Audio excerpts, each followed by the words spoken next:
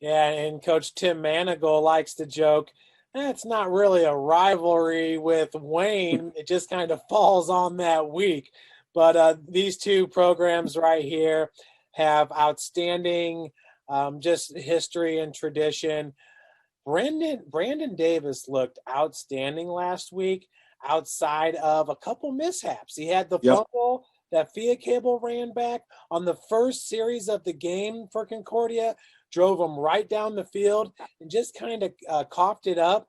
Sometimes a little loosey-goosey, if you will, with the football. But other than that, make no mistake about it, he's a serious quarterback. I mean, he can pick you apart. And he was doing that against Bishop Dwenger. It's just those costly turnovers. Yeah, we talked about it. He had 20 interceptions a year ago. He's cleaned up some of that this year.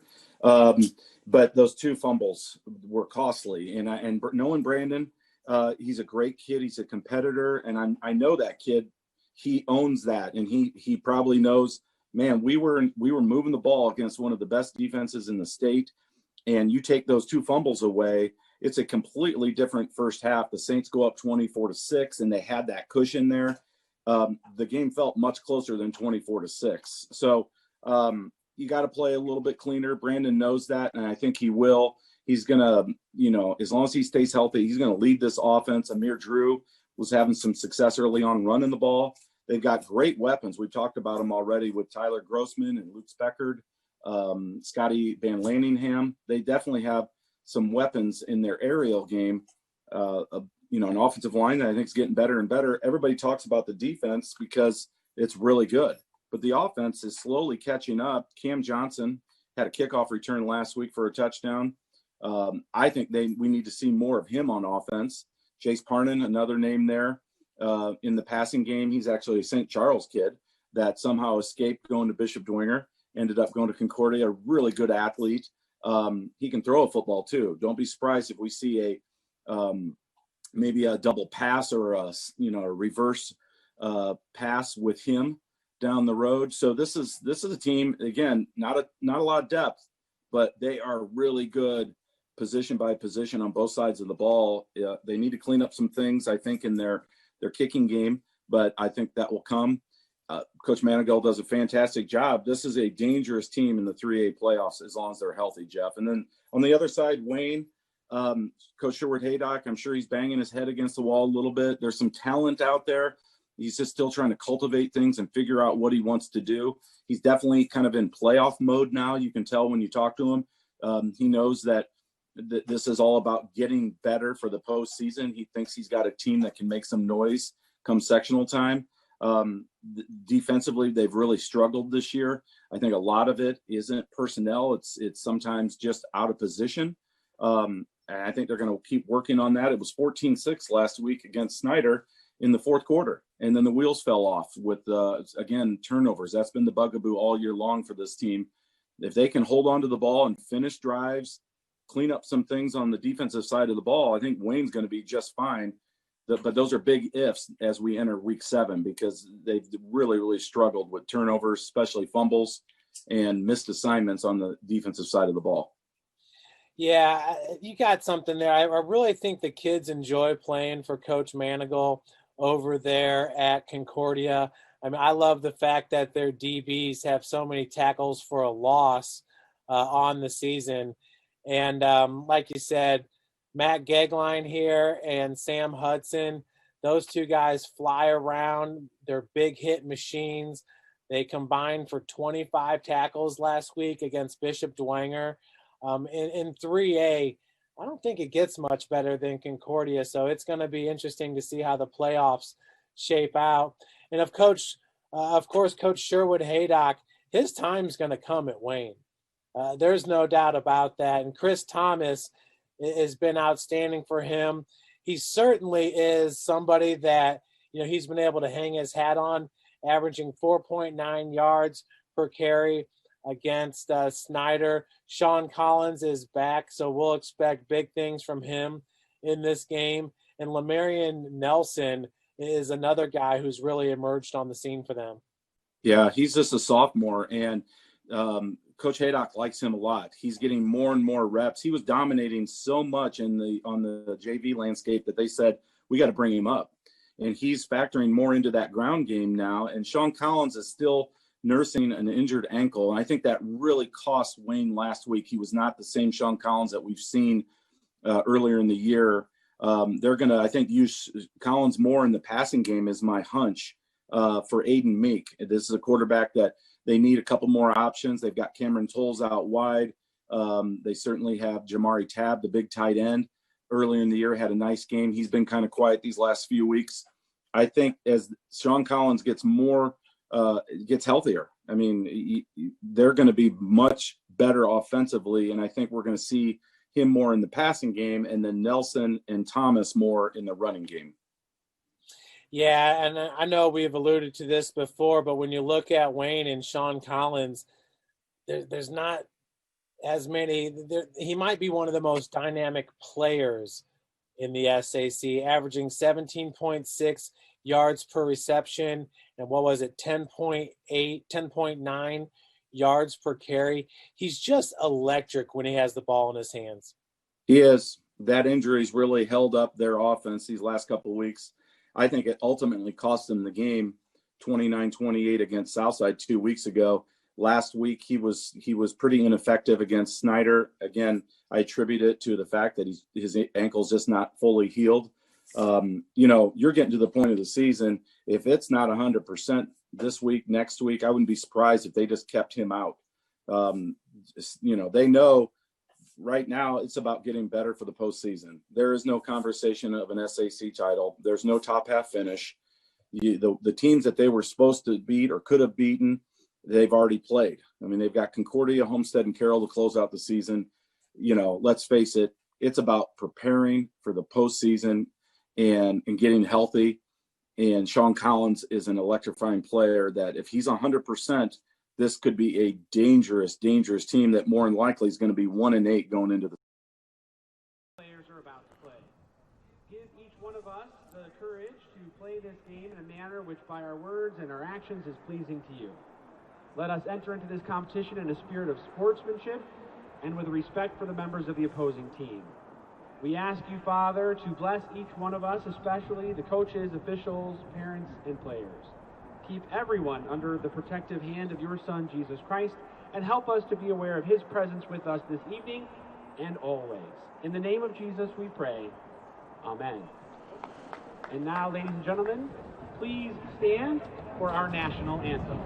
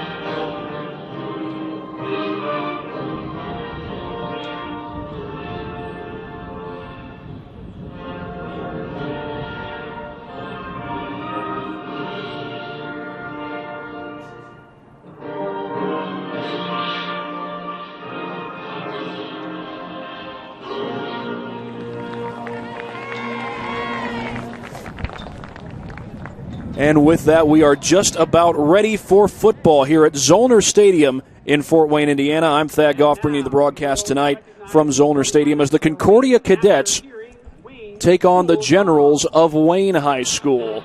Now, these are two teams with two very experienced head coaches. That's one of the more intriguing aspects of this matchup. Tim Manigal, he's in his 11th season as the head coach at Concordia. He has won a state championship.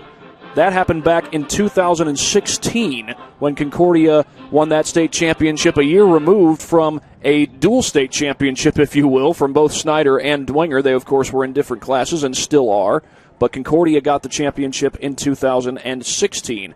Now, the Wayne Generals, they do have a state championship under their belt. That was from quite some time ago. Now, Sherwood Haydock, their head coach, he's in his first year at Wayne, but he's in his 33rd year as head coach overall. He's coached at several different schools, including time spent here in Fort Wayne when he coached at Harding High School.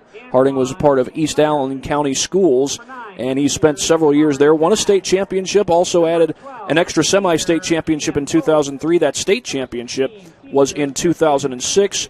Then went to Woodland, not too far from here, over in East Allen County Schools.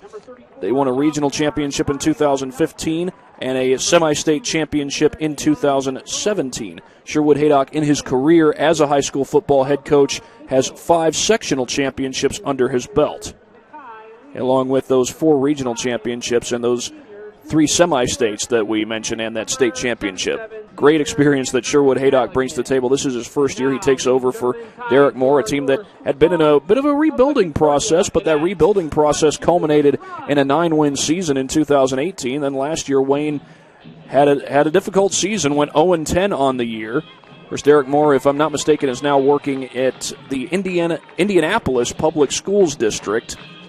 And now Sherwood Haydock takes over as the head coach at Wayne High School, and they begin to take the field. Now, both these teams do have solid running backs at their disposal, so that could be a theme throughout the night. You know Concordia's starting running back. He is Amir Drew. He is a senior. He's rushed for over 600 yards, 685 yards to be exact on the season. He's hoping for a third straight 1,000-yard season.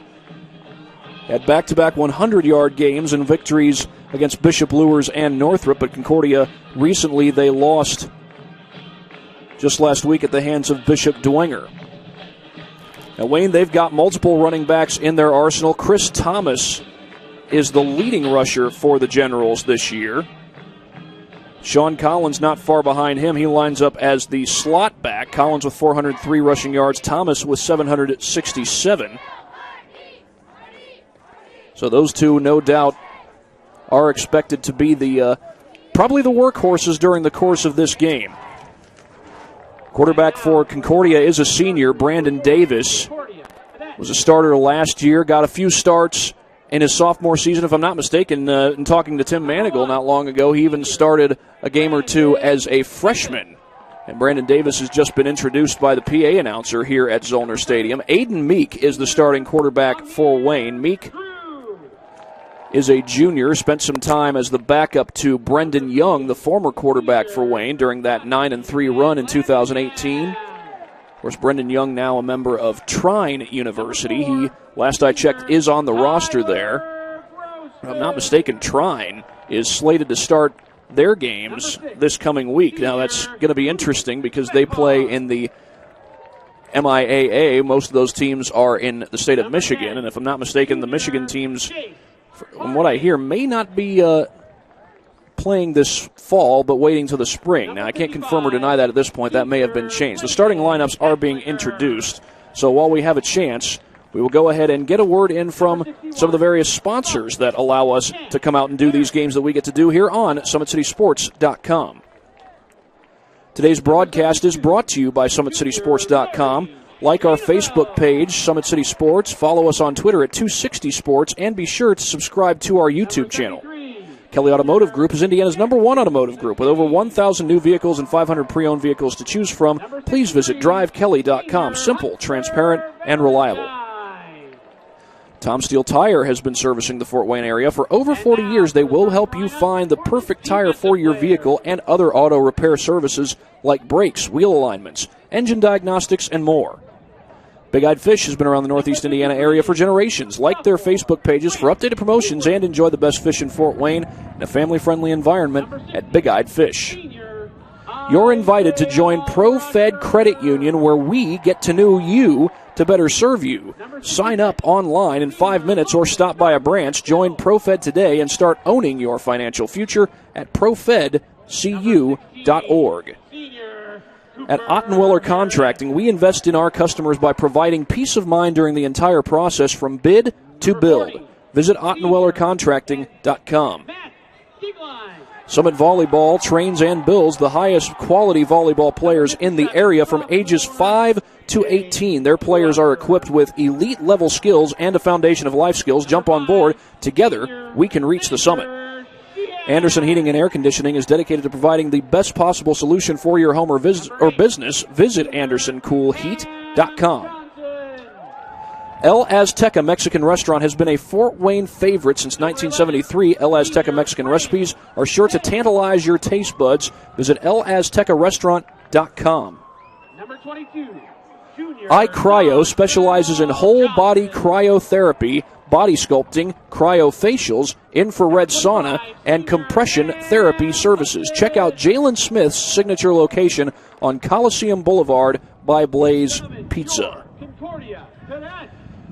So the Concordia Cadets getting ready to take on the Generals of Wayne High School, a matchup between Concordia High School, one of the private schools in this area, affiliated with the Lutheran Church Missouri Synod, and Wayne High School, part of the Fort Wayne Community Schools District.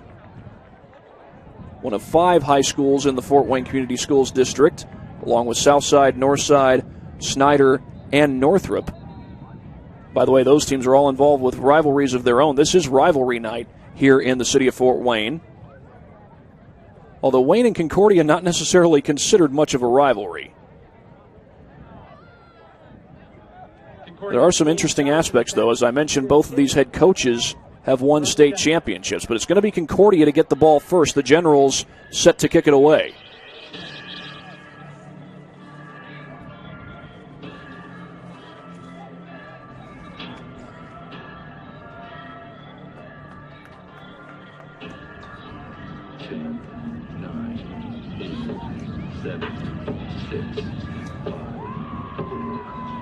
One of the return men back, I believe, is Tyler Grossman, and he's got some speed and quite a bit of it.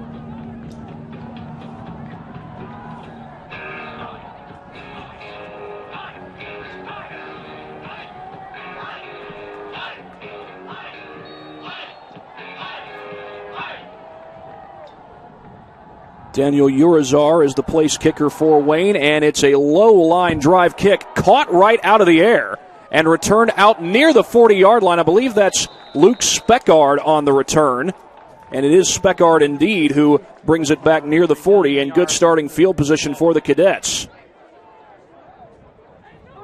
Cadets will take possession of the ball on their own 39-yard line. Mark it at the 39-yard line. Concordia, they line up in spread formation on a consistent basis.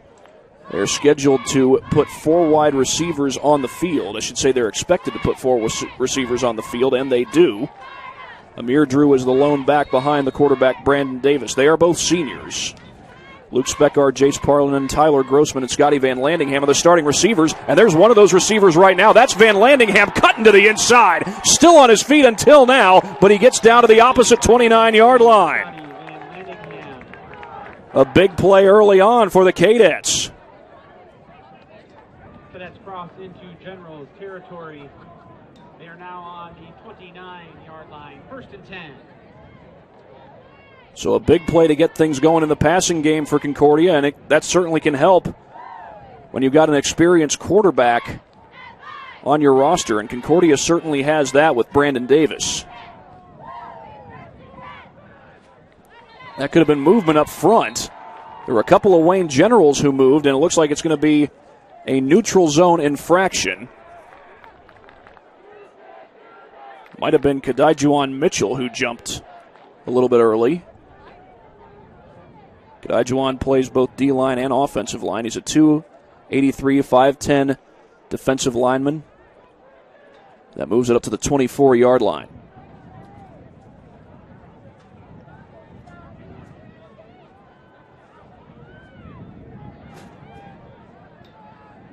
They go with the option. Davis going to keep it and then gets drilled. He lunges forward for positive yardage. I think it was Jamari Tabb who got the tackle for the Generals. Davis took a big hit there. It's going to be a gain of 2, it looks like. Well, no doubt it's a big week for Concordia Athletics. Their boys and girls cross-country teams will be competing at the SAC meet tomorrow. That's at Northrop High School. Of course, Wayne will also be a part of that, being as they are in the SAC as well, both in football and in cross-country. The snap will go to Davis, or rather Drew, getting the handoff, and he is pushed back after a gain of maybe just a yard. Host of generals in on that tackle, including Chris Thomas. He was taken down by number 83. Jordan Donahue also in on that play, an outside linebacker who wears number 83. And they're going to call that no gain on the play, so 3rd and 3 coming up. It is now 3rd down and 3 for the Cadets.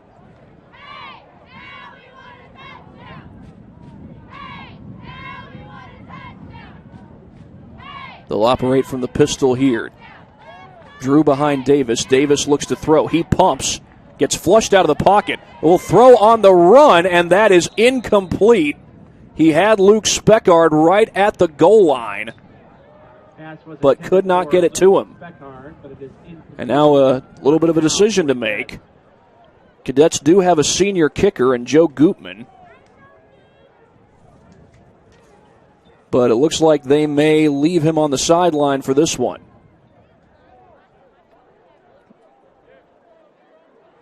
This drive started with a big play, a 29-yard pass play to Scotty Van Landingham.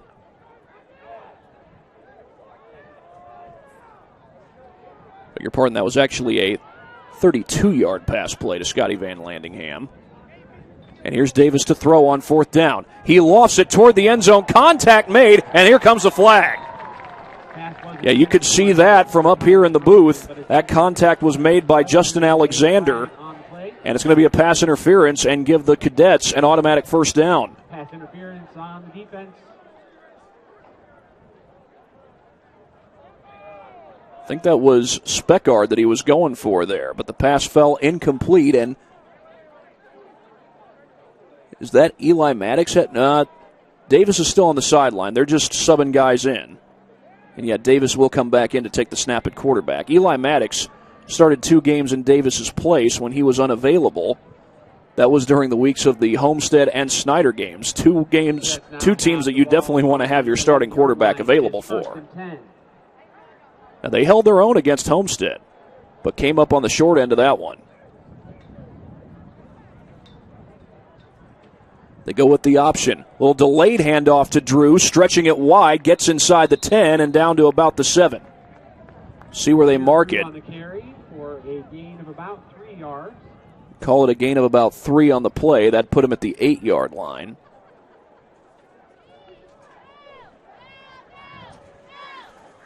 Concordia comes into this game at 3-3, trying to bounce back from a loss to Bishop Dwenger. Wayne comes into this one at 1-5, trying to bounce back from a loss to Snyder. Their only win of the season came against Northrop. That came in week 3. I believe our own Tyler Sorg had the broadcast that night. And here's Davis looking to throw.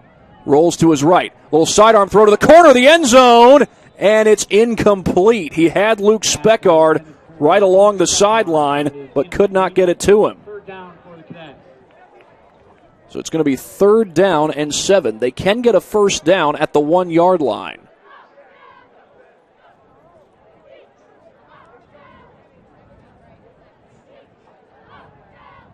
As Wayne now subs guys into the game.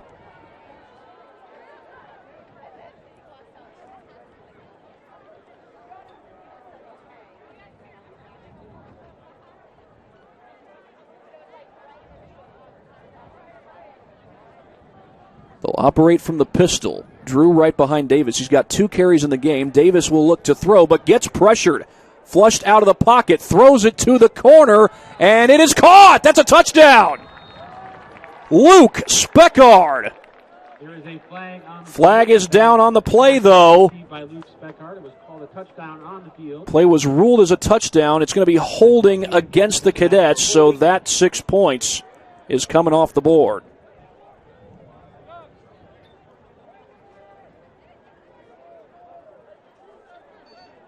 I will say, though, that is definitely worth another look on our Traction AP replay. Davis just continued to buy time, flushed out of the pocket, kept his wits about him, and it looks like Speckard did get a foot down in bounds with possession of the ball, but unfortunately for Concordia, the holding penalty takes that away. And it's going to be a loss of down on the play, as it turns out. Well, the scoreboard says 4th and 27. Now it's been changed to 3rd. Let's say the chain gang has it at 3rd down. Wayne stacks the box.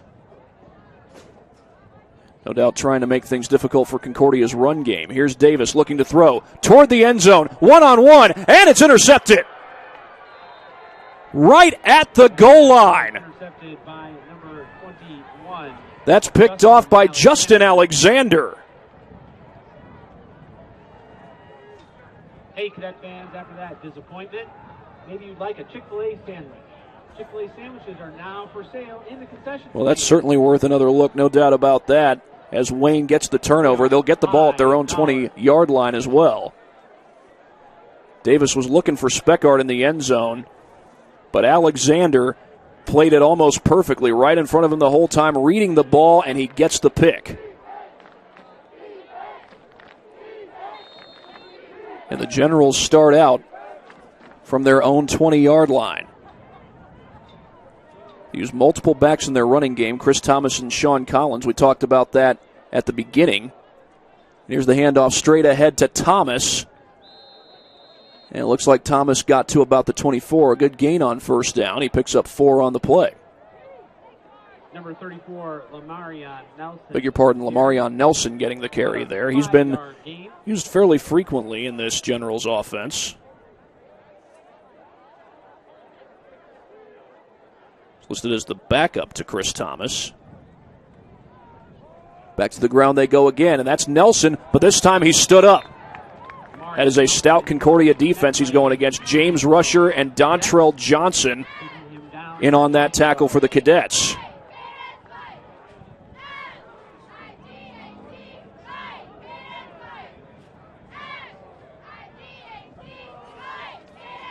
Had a good run there on first down, but held to just 1 on the second down play. Now how does the Wayne defense handle a 3rd and 5? Only run 2 plays here, but they'll line up Aiden Meek in the shotgun. Had the quarterback go under center the first 2 plays. That's Cam Tolles, the wide receiver, going in motion. Meek looks to throw. A quick release and gets the completion for the first down.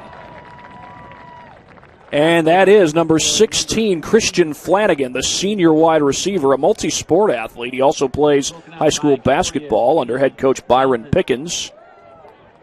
Pickens going into his 2nd season, and if I'm not mistaken, his Wayne Generals went 11-13 last year. That's not exactly the record you're looking for, but first-year head coach takes over a program. Certainly not a bad start to his career at Wayne. Back to receive this punt is number 8, Cam. And actually, the pass was incomplete. I thought Tolles had it. But instead, Wayne is punting, and Cam Johnson awaits the punt. And it's going to just roll dead right at the 41-yard line. Well, we will take a quick break and be back in just a matter of moments here on SummitCitySports.com.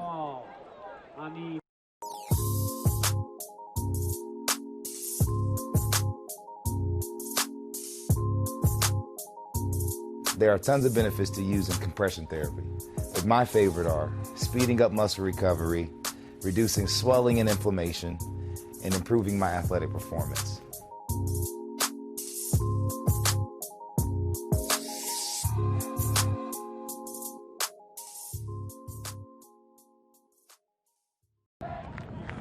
No score so far in the first quarter, 6:46 to go, and Brandon Davis will operate from the shotgun. Concordia's had really good field position the last 2 times they've had the ball. Now they give it to Drew, and Drew with a tough run, carrying tacklers with him across the 35.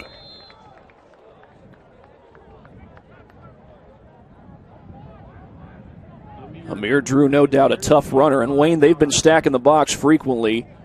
Usually 6-7 guys in the box can make it difficult on any run game. But Amir Drew, with his toughness, was able to turn that, into a 5-yard gain. when it looked like he'd be held to just a couple of yards. Put 6 in the box here, the Generals do. Make that 7. And they set up the screen to Speckard, and he is spun down. A good open field tackle by Anton Bradley. For a short gain. It's a gain of just a yard on the play. So now another one of these 3rd and medium situations. Wayne, I thought at first that they converted earlier, but turned out they did not. Pass was incomplete for Cam Tolles, or rather for Christian Flanagan. But this is 3rd and 4 for the Cadets. And it looks like the Generals will show blitz.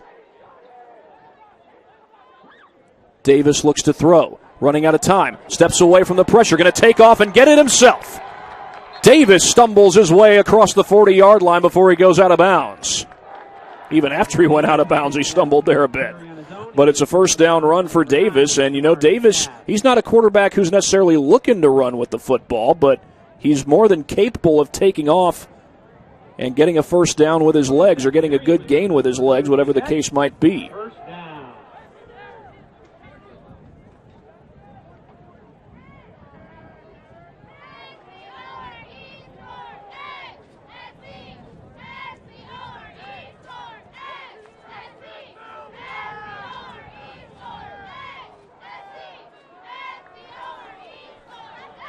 Snap to Davis. It's an option. He wanted to toss it, hesitated there. There were defenders all around. And then Davis just pulled it down, and in the end he loses a yard.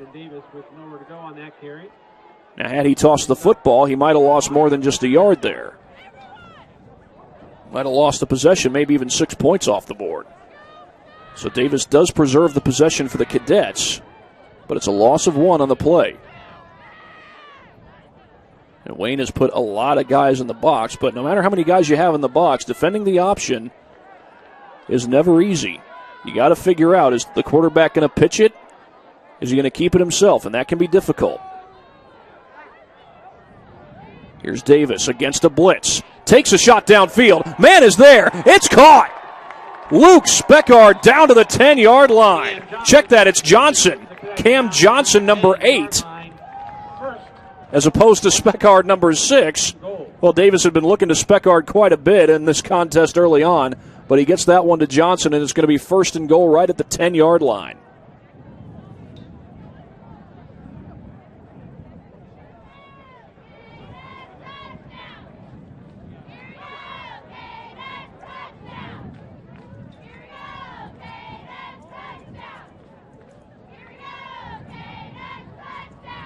Cadets operating from the pistol.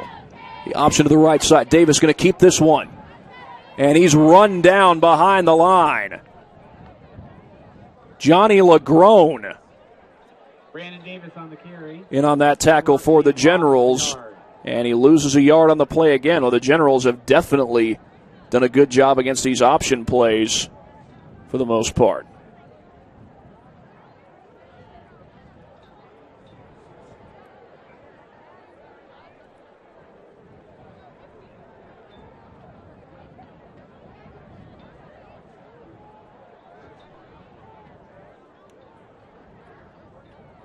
Going to be 2nd down and goal after the negative play. They get down to the 11-yard line. A jet sweep here, and Johnson is run down behind the line. Arthur Moon, the inside linebacker, with the tackle. And Concordia continues to go backwards after getting into the red zone.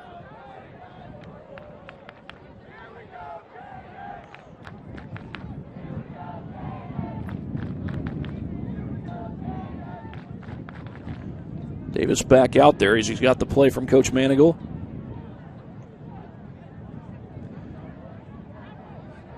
Concordia trying to finish 3-1 at home. This is their final home game of the season. And if I'm not mistaken, this is also homecoming week for the Cadets. Here's Davis looking to throw. Goes to the sideline. Man is there. Oh, what an adjustment. Touchdown, Cadets. Cam Johnson. Reception by Cam Johnson.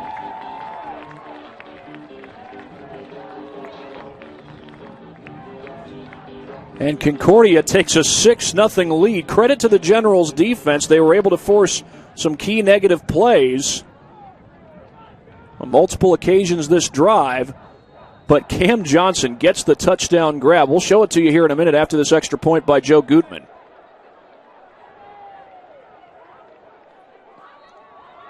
And the kick is good. 7-0, Concordia leads Wayne. Another look at the touchdown here on the Traction AP replay. Way to go, Joe. And look at this adjustment by Cam Johnson. Just goes right over top of the defender. That was Anton Bradley, who he went right over, and Johnson wins that jump ball. Cam Johnson stands in at 6'1". He's 180 pounds. He plays defensive back. He also plays wide receiver. And he outdueled the defensive back on that particular play.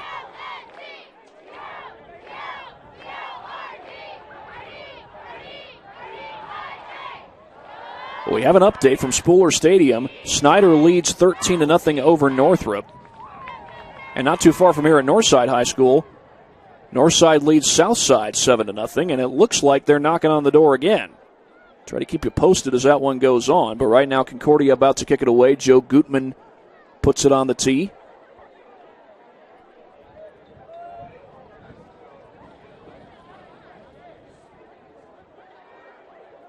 As we await the second offensive possession of the game for the Generals.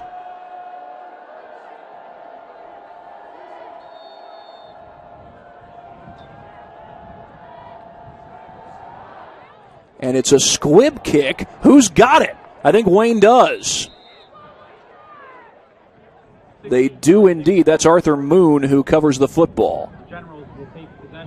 Yeah, the Generals will take over with good field position. Concordia, they've had good field position the last two times they've had the ball.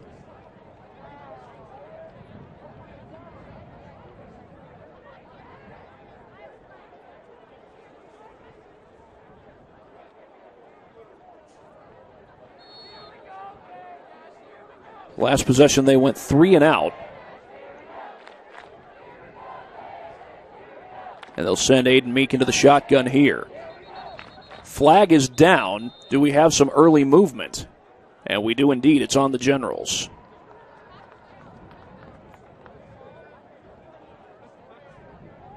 So that's going to back Wayne up to about the 39-yard line.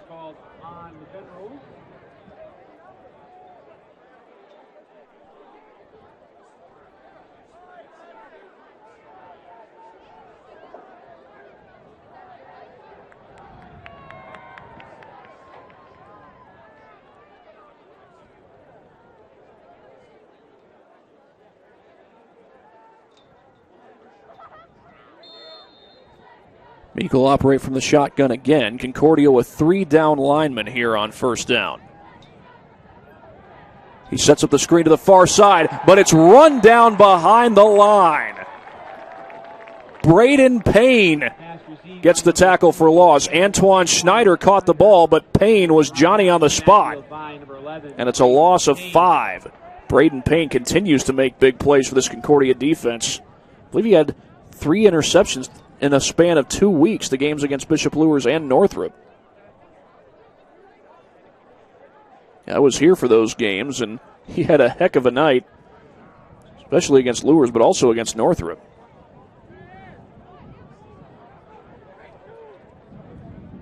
Coming up on a minute and a half to play in this game. That's Tolles who goes in motion. Meek looks to throw right down the middle into traffic, and the pass is caught. It's Christian Flanagan who makes the grab. Gets back some of the yardage lost. Got back all the yardage lost in the last play, but still some yardage left to regain from the penalty. And it's going to be 3rd and 12 as we approach the final minute of the first quarter.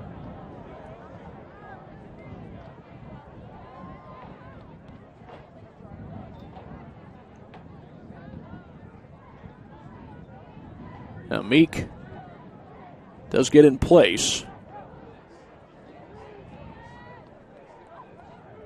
Tolles goes in motion. Meek looks to throw against the blitz. Rolls out of the pocket, going to take it himself. He's got room to run. Meek close to the marker. I think he's got it. And I believe that is going to be enough for the first down for Aiden Meek, as the Cadets, or rather the Generals, are able to move the chains.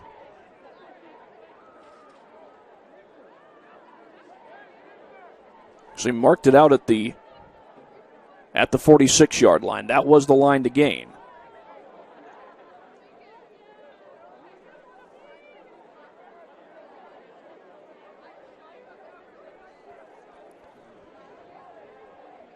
So after the penalty and the negative play, the Generals get the ball into plus territory, but there's a tackle behind the line by Cooper Harris. He finds Lamarion Nelson to make the tackle for loss. Well, Cooper Harris, one of the leaders on this defense, one of the seniors, come up big for the Cadets this year.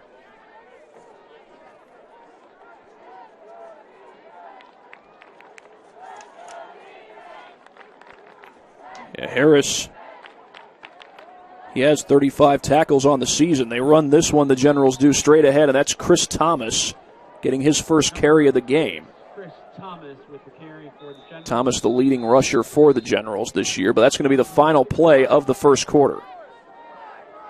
That brings us to the end of the first quarter. Score, Cadet 7.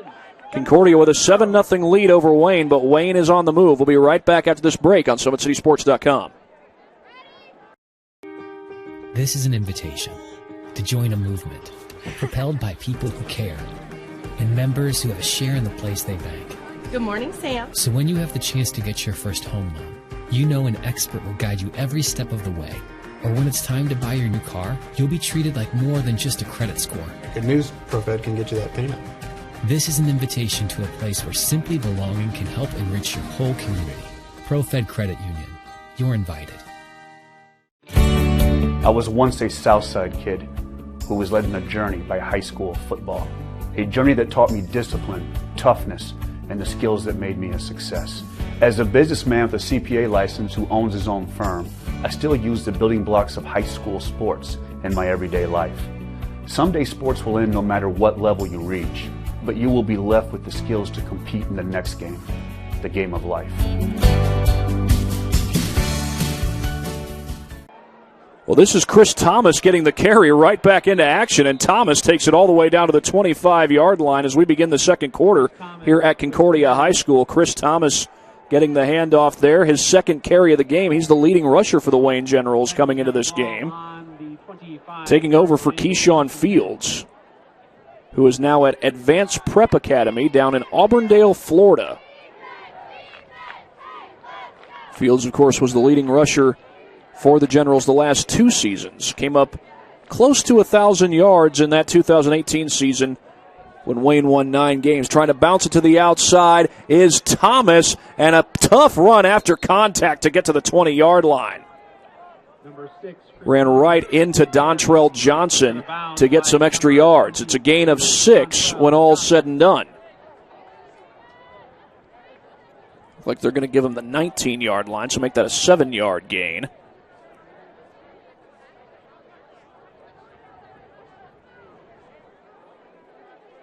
During that year, back when Derek Moore was the head coach, Wayne frequently put the quarterback under center. They've done that a good amount of times here tonight with Aiden Meek as the quarterback. And he will fake the handoff, rolling to his right. Has a man out of the flat. It's caught. That's Tolles. He picks up the first down and gets out of bounds near the 10-yard line. A good find by Aiden Meek. And his senior wide receiver, Cam Tolles, is able to move the chains. Generals looking to tie the game. They forced a turnover on Concordia's first possession of the game, an interception by Justin Alexander.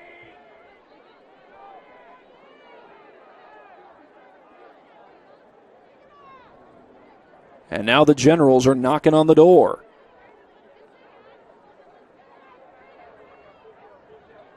Meanwhile, Snyder has increased their lead. They're up 20-0. Meek going to throw the lateral, or is that a forward pass? They're saying it's a forward pass. Looking for Tolles on the play. There is a flag down.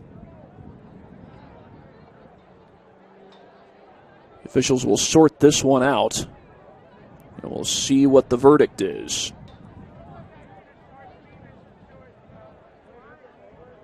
Still trying to sort it out. I haven't seen a signal yet.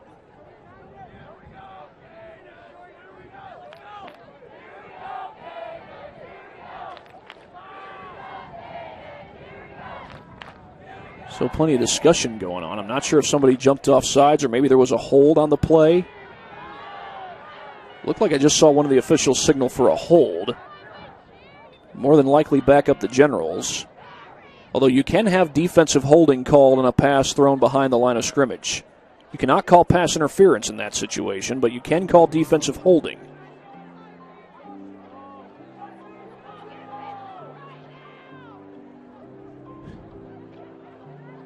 And if you can hear that, that's the Jeopardy theme song in the background going on.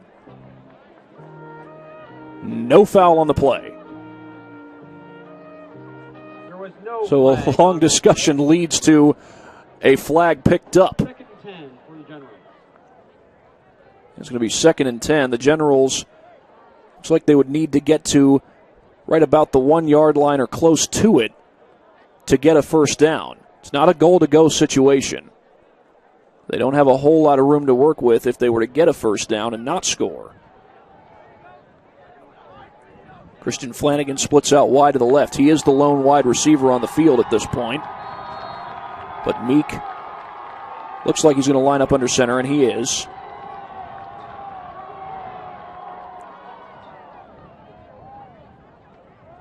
Handoff off the left side. And Chris Thomas trying to break free, but he goes down after about a 3-yard gain on the play. Number 6, Chris Thomas with the carry. Matt Gegline, Sam Hudson, and others in on that tackle for the Cadets. And it's going to be 3rd down, and looks like 7 yards to go for the Generals.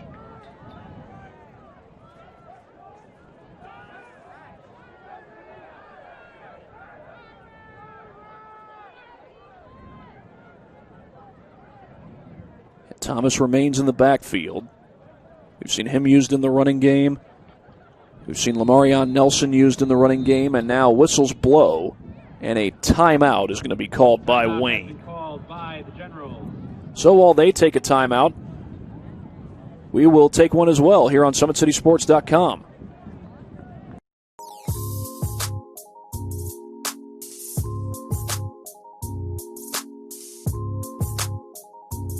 There are tons of benefits to using compression therapy, but my favorite are speeding up muscle recovery, reducing swelling and inflammation, and improving my athletic performance.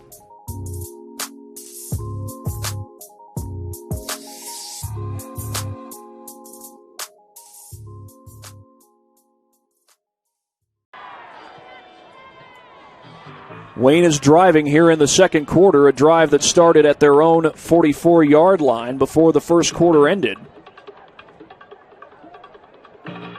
But now the Generals have a 3rd and 7 from the 8-yard line in Concordia territory. Some scores to update you on, which we will do in just a moment. The Jumbotron had the scores up there briefly, but now they are back off the board.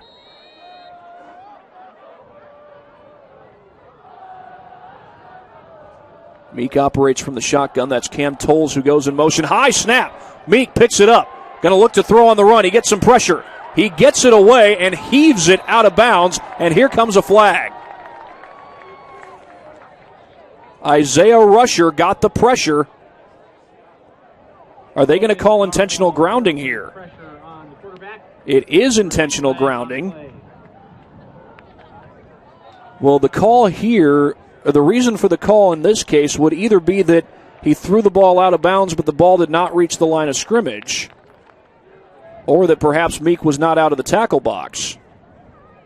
But big pressure there by Isaiah Rusher. And Concordia, they got plenty of guys who can get after the quarterback. This is going to be 4th and a mile. Again, intentional grounding comes with a loss of down as they move this ball all the way back Brings up 4th down and 31. to the 32-yard line. It's 4th and 31, and it looks like Wayne is keeping the offense out on the field.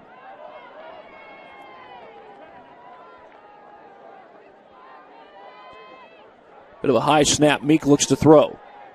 Gets some pressure. Now pulls it down. Throws at the last second, and it's incomplete. Dontrell Johnson had the coverage and knocked it away. Knocks it down. Turnover on downs. Cadets take And the Cadets take over. This Concordia secondary does the job again. But give also some credit to that front line. It was Isaiah Rusher who got the pressure on Aiden Meek, making sure not to waste a play where the ball had been snapped too high. And Concordia ends up getting the fourth down stop in the end on 4th and 31 of all things.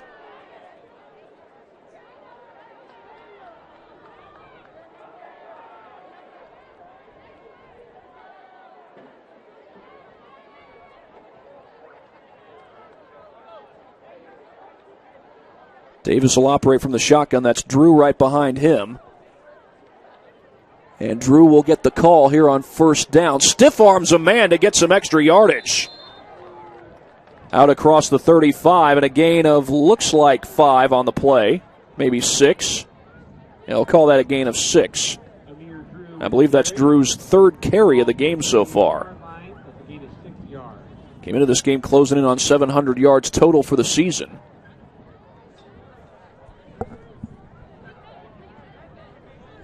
If I'm not mistaken, he's got a chance to get that on this next play. That is if he gets the carry here and doesn't lose yardage. It's a 2nd down and 4. Snap to Davis. He'll give it to Drew again, and Drew is met right at the line of scrimmage. Arthur Moon makes the play defensively. Arthur Moon's had a couple of nice plays for the Generals at the linebacker position. Call that a 1-yard gain for Drew.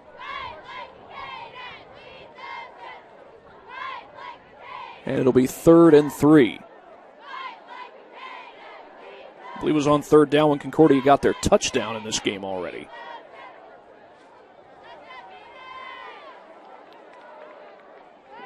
Three wide receivers to the left of the field. Here's Davis looking to throw. Goes to the sideline. Pass is caught. And that is a first down grab for Luke Speckard right along the sideline. And the first down for the Cadets. He was pushed out of bounds by Queens number 7, Donnie Moore, the 3rd. Donnie Moore in on the tackle.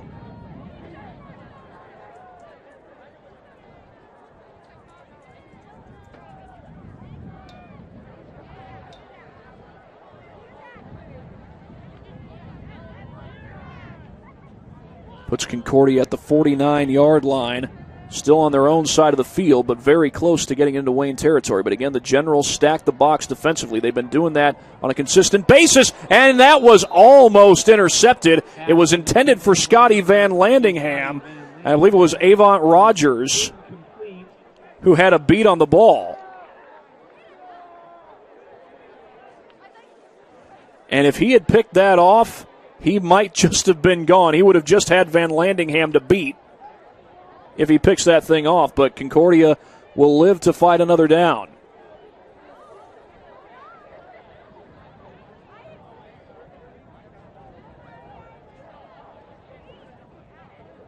They line up in the pistol here on 2nd and 10. And Davis looks to throw. Running out of time, and he's going to go down. Swarmed under by the Generals' defense. There's a whole host of tacklers in on the play. Evan Pearson, Gianni Lagrone, Julian Keeler, and others combined to make the tackle. And it's going to be 3rd down and 16, maybe 17. Looks like that down marker is right there at the 43-yard line. Right after a 3rd down conversion on 3rd and 3, now the Cadets are faced with 3rd and 16. Play clock is down to 8. They do just break huddle, but it's down to 5, down to 4. Have to get it off quick. It's down to 1. And it looks like they did get it off. Davis right down the middle, and it's almost intercepted. Arthur Moon had a beat on that one. But the Generals get the stop. Right after the turnover on downs, the Wayne defense rises to the occasion. And they force a Cadet punt. Justin Alexander is one of the men back to return this punt.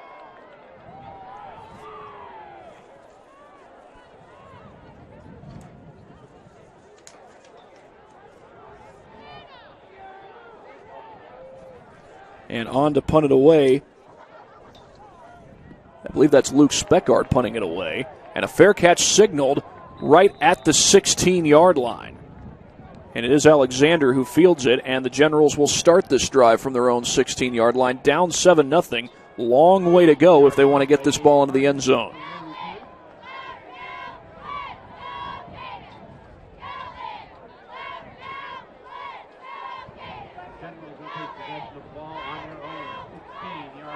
Generals suffered an 0-10 season last year, and that was right after the 9-3 campaign, a year where they played a close game against Dwenger in the first round of sectionals, ended up coming up short, lost that one by just 1 point. 14-13 was the final score. That was a star-studded Generals team. Talk about a team that had guys like Brendan Young, Craig Young, Darius Alexander, Xavier Ellington, Keyshawn Fields. And they go straight up the middle here, do the Generals. I believe that's Thomas. And he gets right back to the line of scrimmage. Check that. That is number 34, Nelson. Lamarion Nelson getting the carry. And he stopped right at the line of scrimmage. Isaiah Rusher was in on that tackle for Concordia, part of this big-time Concordia front line.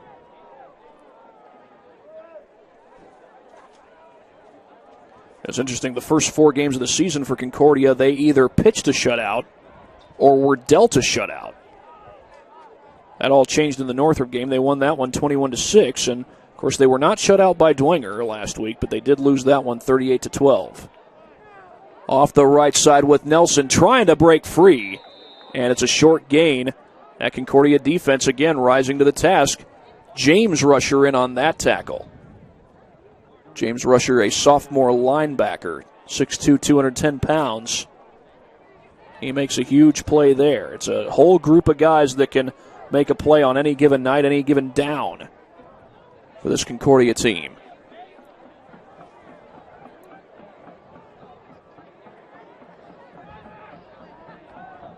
Meek trying to make sure guys are set in the right place. Play clock is down to 8. It's down to 4, and now Meek gets the snap off. He looks to throw. Gets some pressure right down the middle, and it's ripped. No, it's caught. It's Tolles who makes the catch. And that's enough for the first down. They're spotting him at the 28-yard line. That would be good enough to move the chains.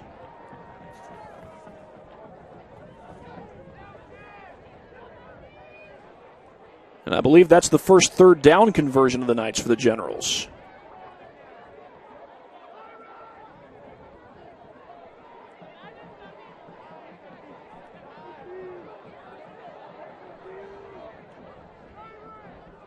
Meek again moving guys around, making sure kids are set in the right place. Whistles will blow, and I think we're going to get a timeout.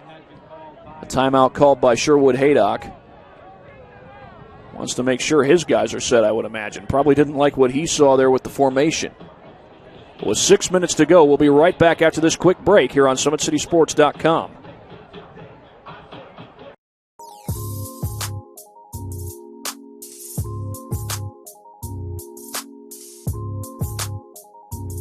There are tons of benefits to using compression therapy, but my favorite are speeding up muscle recovery, reducing swelling and inflammation, and improving my athletic performance.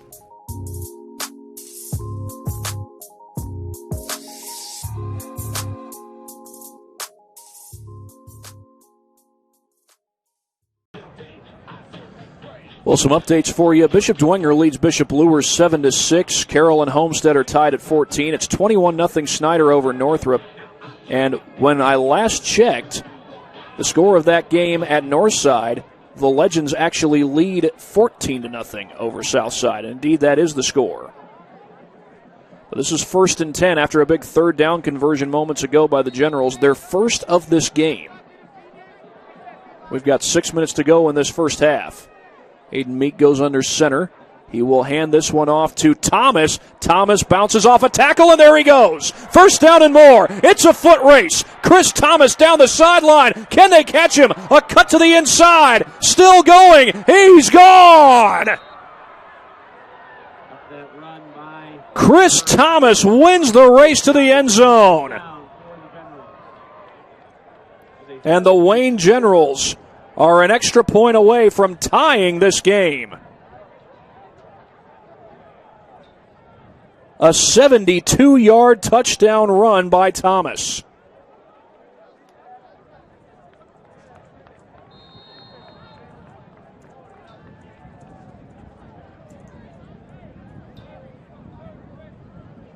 And now the extra point to try and tie this game. Place kicker is Daniel Urizar. But it looks like they're going to go for two instead. Wanting to take the lead. Here's Meek rolling to his right.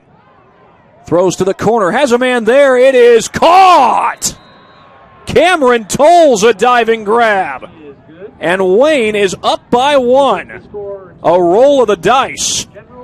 And the Generals get the 2 points.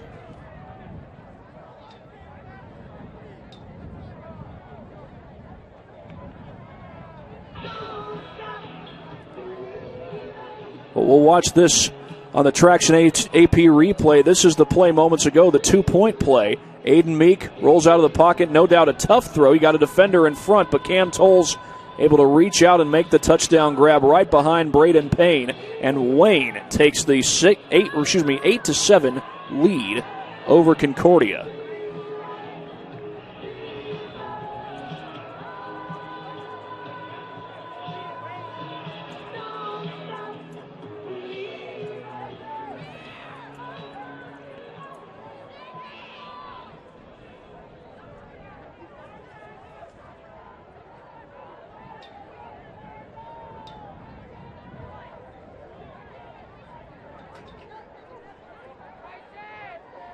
That one touchdown took just 16 seconds off the board.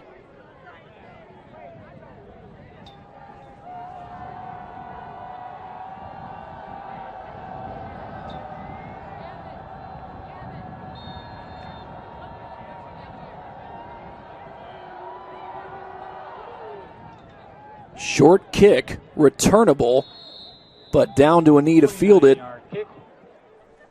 was number 5. That's Xavier Sheehan.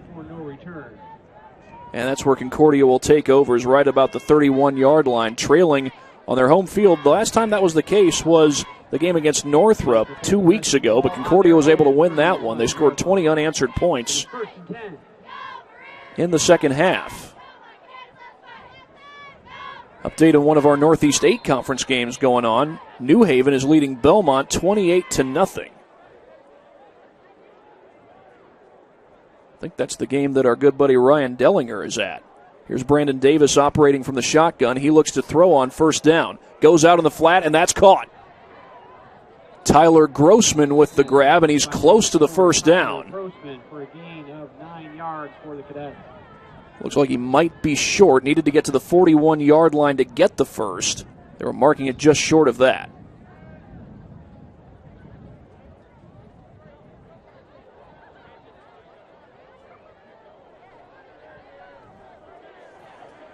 If I'm not mistaken, Amir Drew has just 4 carries in the game so far. You wonder if they'll start to feed him a little bit more as the game goes on. He's coming off back-to-back 1,000-yard seasons, but an empty backfield look here, and they go with the toss sweep. That's Cam Johnson getting the call, and he gets the first down. And make sure he holds onto the football, because there were some guys who were about ready to strip that thing out. Donnie Moore and Tyzel Thomas came in looking to get the takeaway.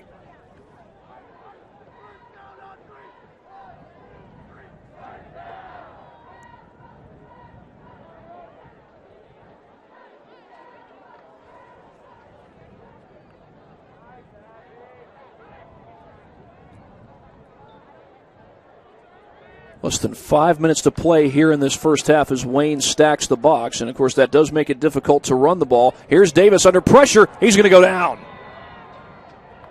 Brandon Davis taken down in the backfield. Evan Pearson gets the sack.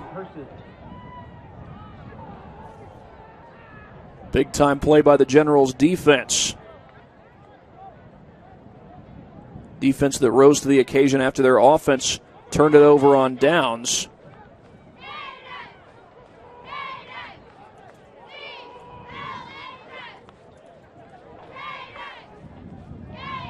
And now it's going to be second down and looks like 22 for Concordia.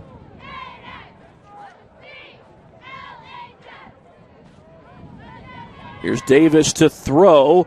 Rolls to the outside, gets it away. The pass is caught and dragging defenders with him for extra yards. I think that's Speckard with it. Nope, it's Grossman. Tyler Grossman with the catch and somehow managed to get to the 40-yard line. That's a 9-yard gain. 9 hard-earned yards, but it's going to be 3rd and long.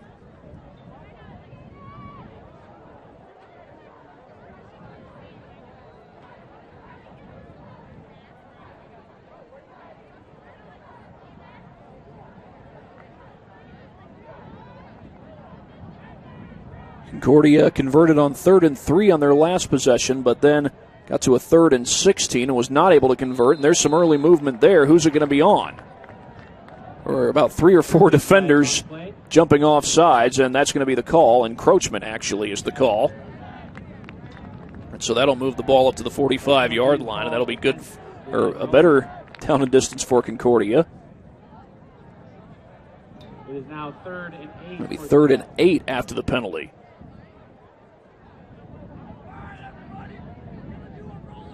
Wind's starting to pick up a little bit. It is getting cooler these days here in the Fort Wayne area. You know, I mentioned the SAC cross-country race going on tomorrow, or races, I should say. I believe the first race is set to get going at 9 a.m. It's bound to be chilly at that time of day. Here's Davis looking to throw. Steps into the pressure, goes to the sideline. Man is there, but it's well overthrown. In the direction of Tyler Grossman. I think that was Justin Alexander who had the coverage. And in all likelihood, we've got a foul. Roughing the passer, I think, was the call. That signal looked like roughing the passer from the official. Roughing the passer.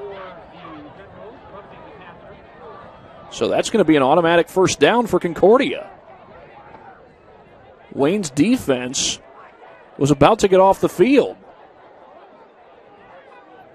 And instead, because of the roughing the passer, Concordia moves the chains. It's a 15-yard penalty as they enforce it up to the 40-yard line. That's back-to-back penalties against the Generals. And that may just be talked about in the halftime locker room. Operating from the pistol again. Drew right behind Davis. And it'll be Davis looking to throw. Gets some pressure. Lofts it down the sideline. Man is there. Incomplete. Flag down again. Is looking for Van Landingham. I think that was Bradley who had the coverage. And I think I just saw the official signal holding. It is defensive holding against Wayne. And he was looking for Scotty Van Landingham. His right arm might have been grabbed there. He went up with the left hand to try to catch the football.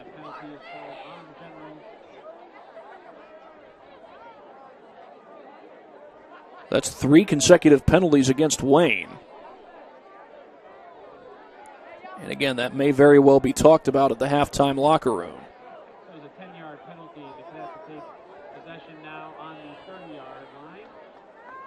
Actually, this one's not going to be an automatic. Well, it's going to be a first down, but it's going to be. And now the officials are moving the chains. The officials had it marked as 1st and inches. If you've ever seen that in football, please let me know, because I never have. But the chain gang has corrected it. It's 1st and 10, automatic first down on the penalty. And Davis throws the screen to Cam Johnson. A juke to the inside, and there he goes. Johnson down the sideline. Gets a block. Spun down inside the 5.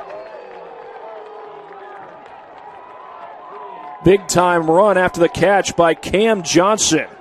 Been used more frequently a wide receiver, although he has been used in that position last couple of years. Made some big plays as a defensive back lately. We'll get one more look at it. And credit to the guys blocking downfield for him. Luke Speckard, I believe, gave him a key block. Yeah, there's the block there. And Johnson with a couple of nice moves. Tyler Grossman trying to help spring him free into the end zone. But it's 1st and goal for Concordia. Now, if they get the touchdown, It'll be an interesting decision. Will they go for 2 to try to make it a 7-point game? Here's the option. A late toss to Amir Drew. Could not break free. In on the tackle was Jordan Donahue and Michael Govan. Donahue, a junior outside linebacker, and Govan, a senior defensive lineman, there to make the play. It's a gain of just about a yard on the tackle. Drew's had some good carries today, but was bottled up on that last play. I believe that was its 5th carry of the game. He's coming off of back-to-back 1,000-yard rushing campaigns, both last year and the year before. Davis looks to throw to the corner of the end zone. It's caught right at the goal line. Touchdown! Scotty Van Landingham. And Concordia retakes the lead. No doubt a tough catch. Neither of these Concordia touchdowns have been easy. You had the leaping grab by Cam Johnson earlier in the game. We'll show you this one here on the Traction AP replay. Right at the goal line, it looks like, and Van Landingham makes the grab. Had to reach in front of his body to make the catch. He's kind of going away from the play, it looked like, but then reached around and grabbed the ball out of the air.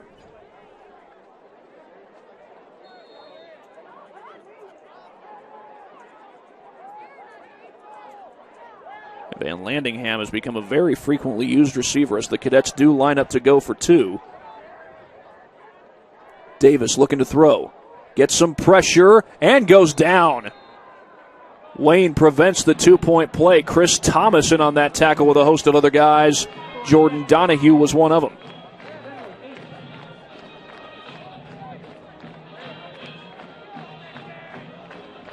Concordia takes the lead, but Wayne keeps it at a 5-point game. We've got 1:04 to go, so the Generals will get one more possession before the half, a chance to either cut into the deficit or maybe take the lead if they can get a touchdown here. But if they get in position to kick a field goal, it would not be a surprise to see them send the kicker out there. The place kicker is Daniel Urizar for the Generals. But we will see how this next drive plays out. As Concordia takes the lead 13-8 over at Wayne.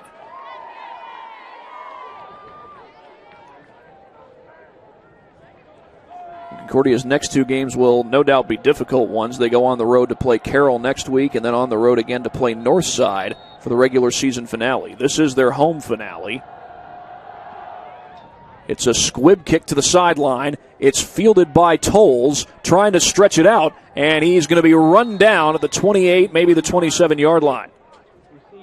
James Rusher and Xavier Sheehan combined to make the tackle for Concordia. 1 minute remains in this half.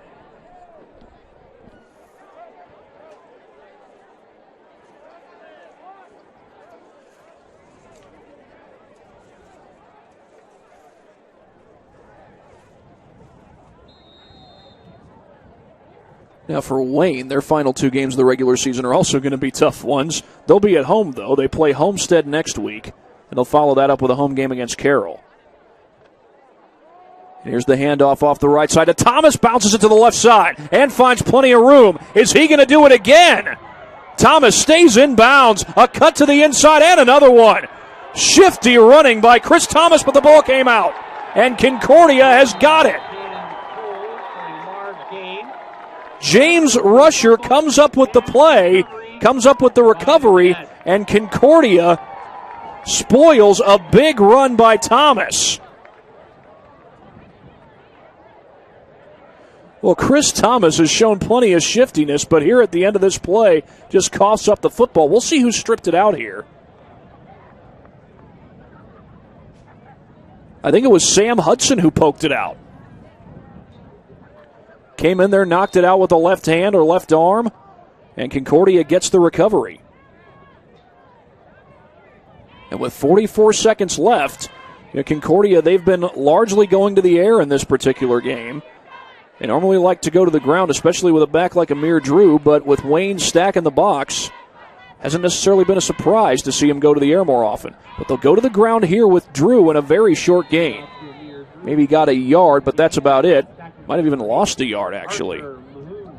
Arthur Moon in on the tackle. Concordia, they do have all 3 of their timeouts left. Wayne has just 1. And this is going to be 2nd down and 9. It was a gain of a yard, and well, maybe Concordia will just go into the locker room with the lead. Wayne's going to get the ball to start the second half.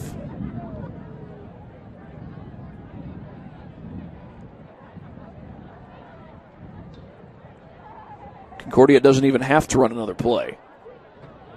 There's 1 extra second on the play clock compared to the game clock. And I think they're just going to take it to the locker room. Up 5. Concordia leads it 13-8 at halftime over Wayne.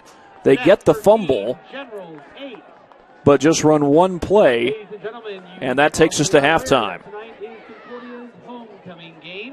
This is homecoming week for Concordia High School, so no doubt we're going to get some homecoming festivities coming up here at halftime. But right now on the scoreboard, it is Concordia 13, Wayne 8. We'll be right back after this break here on SummitCitySports.com. We have to do this. A bit of a hill.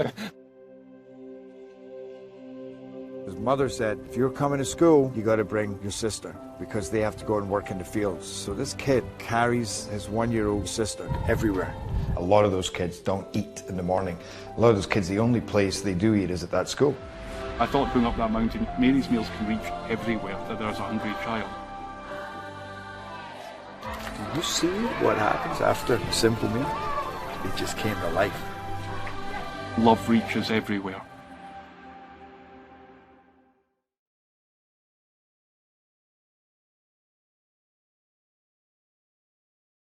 Parkview Sports Medicine's integrated sports medicine team is built to serve the needs of all athletes in all sports. Our team's only goal is to improve athletes in every facet. PSM offers performance training to help athletes get better on the field, dedicated athletic rehabilitation and physical therapy to help them get better off of it, certified athletic trainers in our PSM schools providing daily support to our athletes, and a specialized orthopedic walking clinic when injury strikes. Call 260-266-4007 to speak to our care navigators or visit ParkviewSportsMedicine.com to learn more about what we can do to improve athletes at all levels. Parkview Sports Medicine. Become more.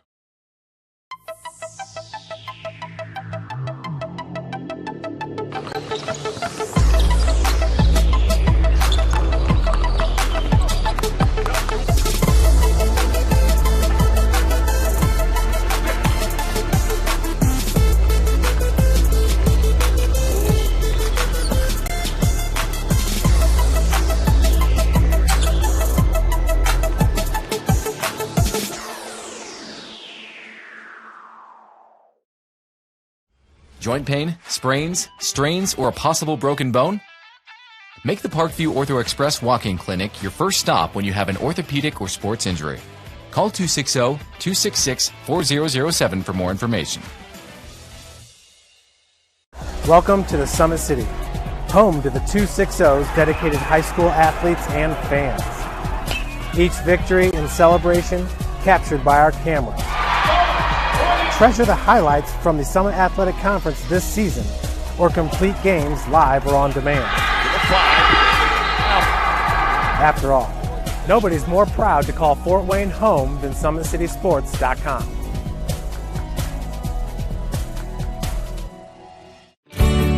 I was once a Southside kid who was led on a journey by high school football. A journey that taught me discipline, toughness, and the skills that made me a success.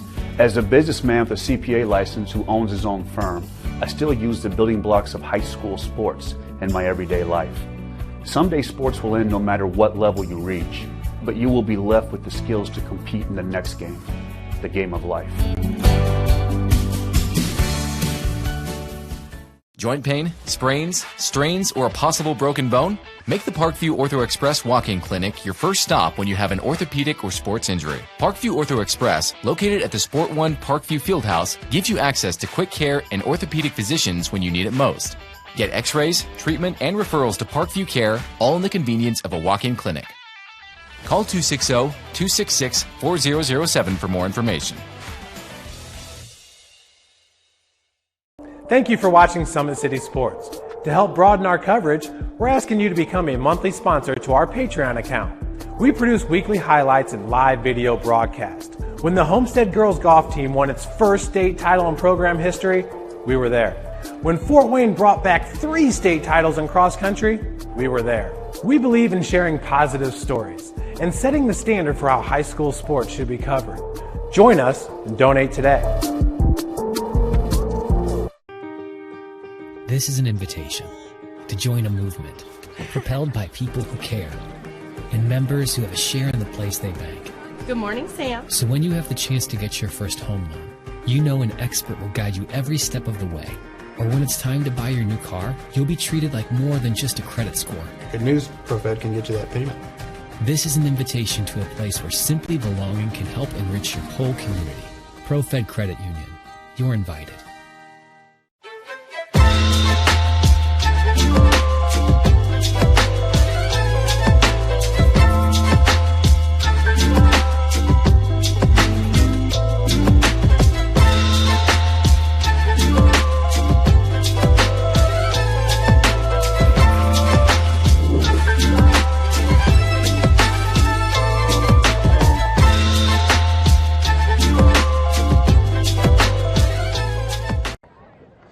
We are at halftime here at Zollner Stadium on the campus of Concordia High School in Fort Wayne, Indiana. Concordia leads it 13-8, but a back-and-forth game at the half. And one thing that's really stood out about this game is the shifty running of Chris Thomas. He's used that shiftiness to get a couple of big gainers. One of those went for a touchdown. One of them probably would not have gone for a touchdown anyway, but it did result in a fumble. Concordia got possession of the ball. That happened right before halftime. And even if Thomas holds on to that thing and goes down short of the goal line, Wayne at least has a chance to get a field goal and cut this deficit down to 2 before the first half comes to an end. But that does not happen. Concordia causes the turnover, and they get off the field. Well, Wayne's defense has done a good job consistently stacking the box, trying to prevent Concordia from getting too many big run plays, and with that, they've caused Concordia perhaps to go away from the run game more. So far today, just 5 carries for Amir Drew.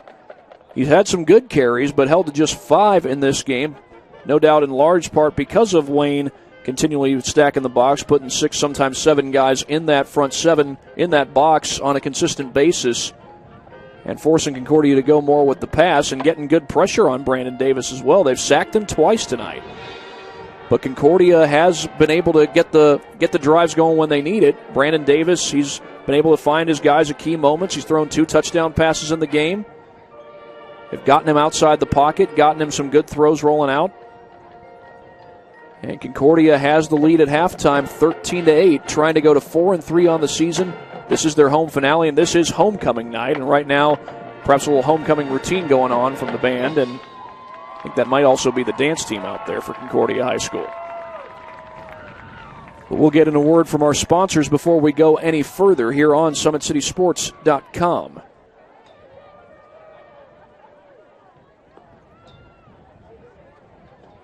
Parkview Sports Medicine continues to lead the way in Northeast Indiana. Our specialized sports medicine team offers direct access to physical therapy and sports physicians in the new Parkview Ortho Express Clinic, located at the Sport One Parkview Fieldhouse. No referral is needed, saving you both time and money. Visit parkviewsportsmedicine.com to learn more. Again, a 13-0 lead for Concordia, and we'll see if we can get you updated on some of the other games going on here in the Fort Wayne area and surrounding areas. Northrop High School, they trail Snyder 23-0. That's a big rivalry over at Spooler Stadium. Of course, both those teams share that particular stadium. Snyder is the home team for this particular game. When we last heard, I believe it was 21-0 Northside over Southside, and a long-standing rivalry over at Northside High School. That's not too far from where we are here tonight. When we last heard, it was a big lead for New Haven, 28-0 over Belmont. Try to get updated on that as soon as we can. 13-8, Concordia leads Wayne at halftime. Back after this on SummitCitySports.com.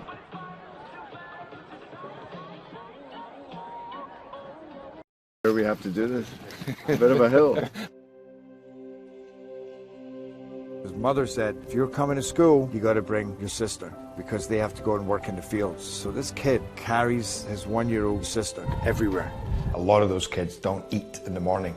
A lot of those kids, the only place they do eat is at that school. I thought going up that mountain, Mary's meals can reach everywhere that there's a hungry child. You see what happens after a simple meal? It just came to life. Love reaches everywhere.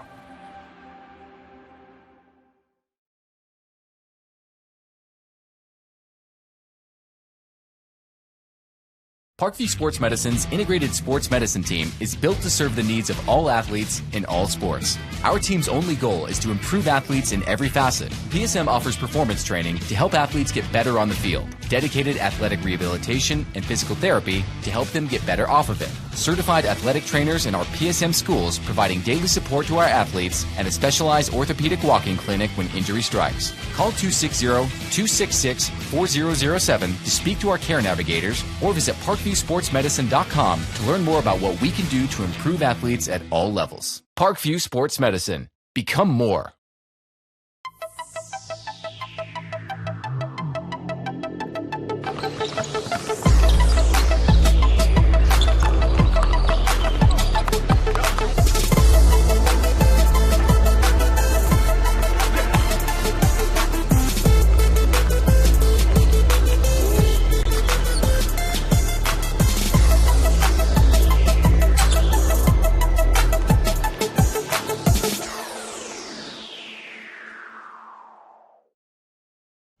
Joint pain, sprains, strains, or a possible broken bone?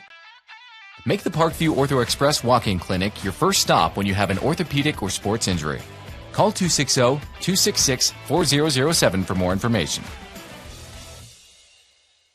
Welcome to the Summit City, home to the 260's dedicated high school athletes and fans. Each victory and celebration captured by our cameras. Treasure the highlights from the Summit Athletic Conference this season, or complete games live or on demand.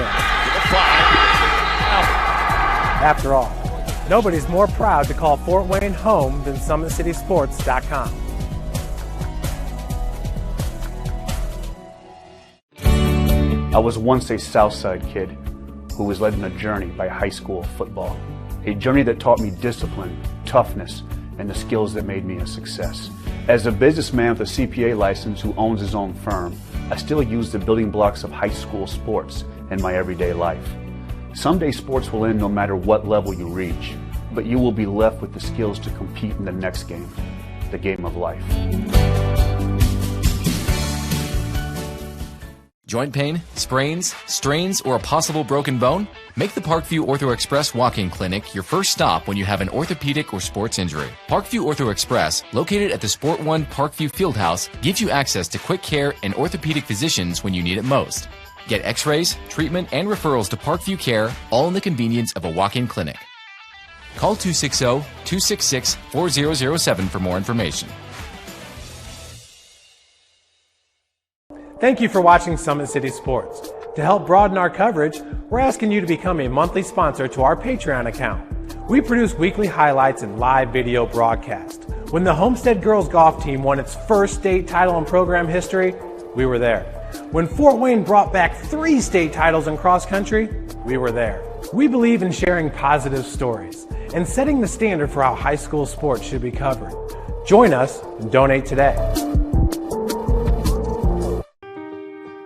This is an invitation to join a movement propelled by people who care and members who have a share in the place they bank. Good morning, Sam. So when you have the chance to get your first home loan, you know an expert will guide you every step of the way. Or when it's time to buy your new car, you'll be treated like more than just a credit score. Good news, ProFed can get you that payment. This is an invitation to a place where simply belonging can help enrich your whole community. ProFed Credit Union. You're invited.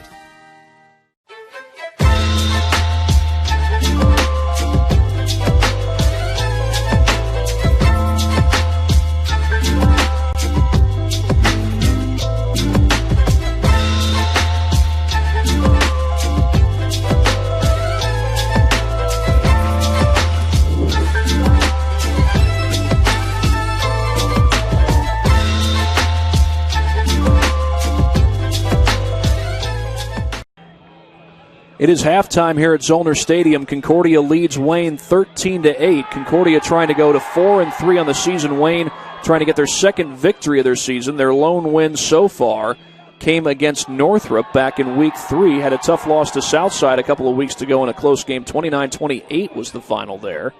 And then was beaten by Snyder on their home field last week. 35-6 was the final against the Panthers. And speaking of the Snyder Panthers, they are now up 30-0 over Northrop.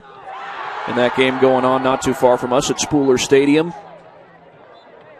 And if I'm not mistaken, this is from the Northside High School game. I think that's Ronald Collins, who's just been crowned homecoming king at Northside High School. I thought they were going to have a homecoming king crowning here at Concordia. I'd heard that tonight was homecoming night, but I have not seen anything of the sort. Just a halftime band routine. Meanwhile, New Haven leads Belmont 36-0. And we last heard Northside was leading Southside by a score of 21-0. Dwenger is leading Lures 14-6, and Homestead is leading Carroll 35-21. Those are the other SAC games going on here in Fort Wayne. Well, we have a chance. We'll go ahead and get in a word from our sponsors at Parkview Sports Medicine that allow us to come out and do these games that we get to do. At Parkview Sports Medicine, it is game on. Parkview serves every level of athlete with their integrated sports medicine team, including the region's only specialized athletic rehab facility. Learn more about our services by logging on to parkviewsportsmedicine.com. Wayne will get the ball first when the second half starts. So it looks like the teams will get a few extra minutes to warm up before the second half kickoff. But Wayne will get the ball first, looking to retake the lead against Concordia. They were up 8-7 not long ago. We'll be right back after this break here on SummitCitySports.com.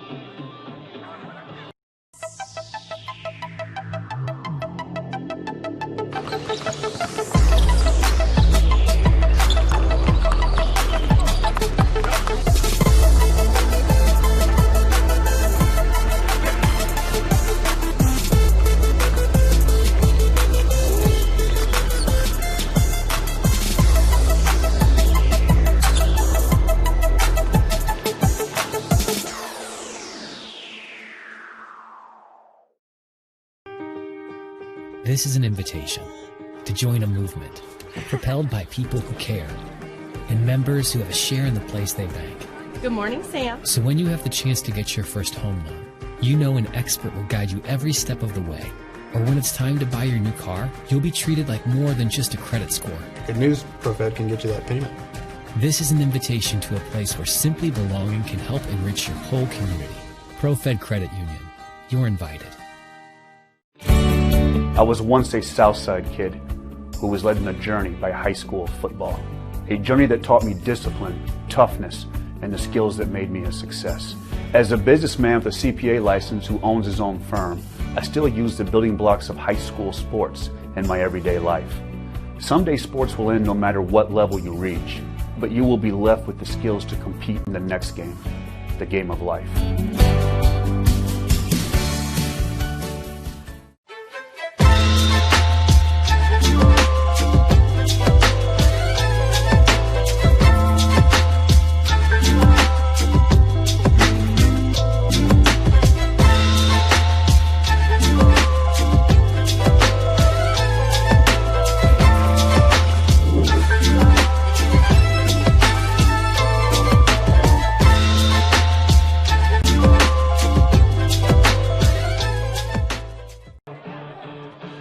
We are just about to start the second half here at Concordia High School. Concordia leads Wayne by a score of 13-8, but the Generals are going to get the ball to start the second half. And Chris Thomas, he's proven that he is a hard running back to bring down. He's a back who's rushed for over 700 yards this season. And Wayne, their defense has held Amir Drew to just 5 carries so far in the game. But then again, the night is still fairly young.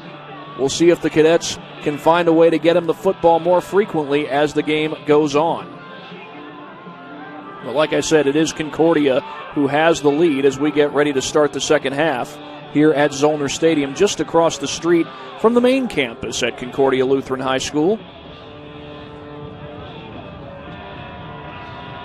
And both of these schools will be participating in the SAC cross-country meet tomorrow. That'll take place at Northrop High School. If I'm not mistaken, it's the boys who get things started with the first race at 9 a.m., followed by the girls' varsity race at 9:30. So those kids got to get up bright and early, but you always got to get up bright and early for high school cross-country, because that's the only time these races take place on a Saturday, is indeed bright and early. We'll have sectionals coming up next week, and that'll also be at Northrop High School. But we are ready to start the second half. Ball is on the tee. Wayne gets the ball to start the half.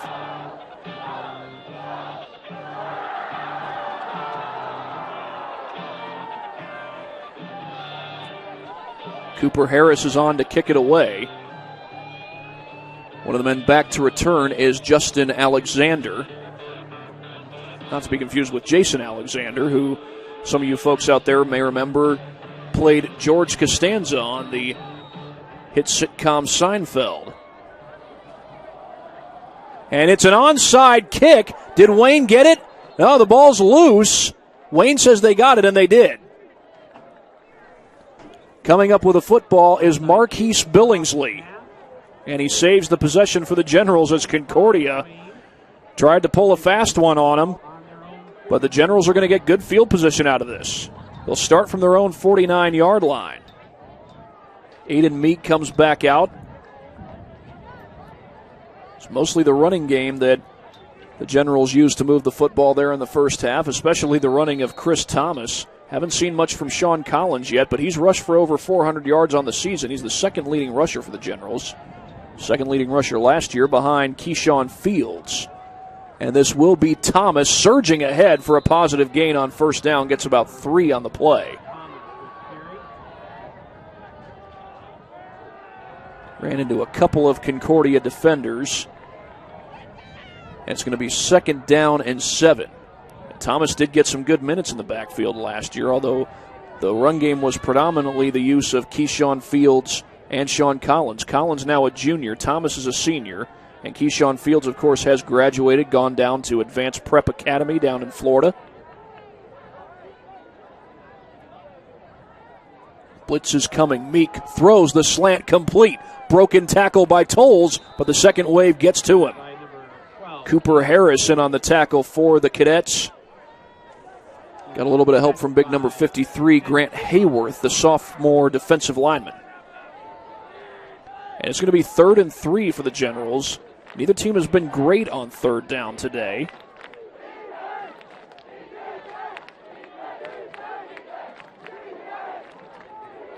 In fact, penalties have hurt the Generals in some key situations.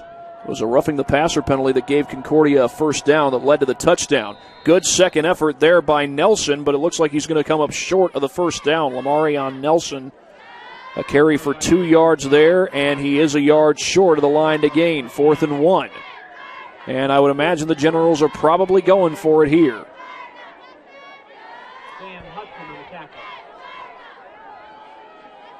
Sam Hudson had the tackle, a former linebacker who's been moved more recently to defensive back at the start of this year.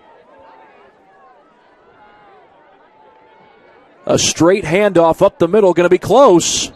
I think they got it. Concordia says they got the stop.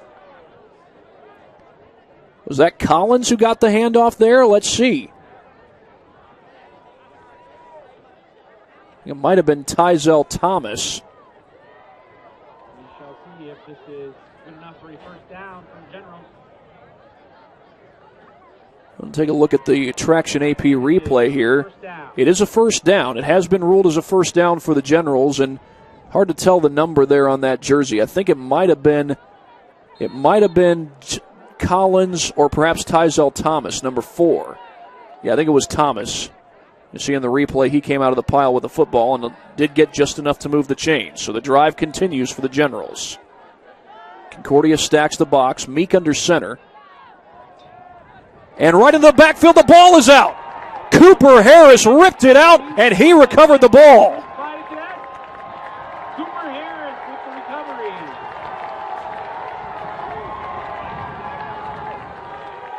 The do-it-all man, Cooper Harris. That's certainly what he was on that play. We'll take another look at it.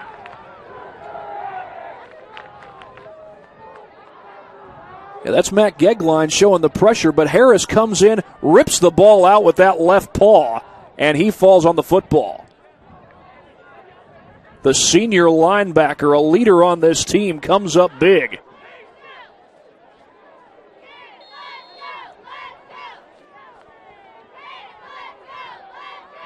And now Davis will operate from the shotgun. An option to the right side. Davis will keep this one. He gets it across the 45-yard line.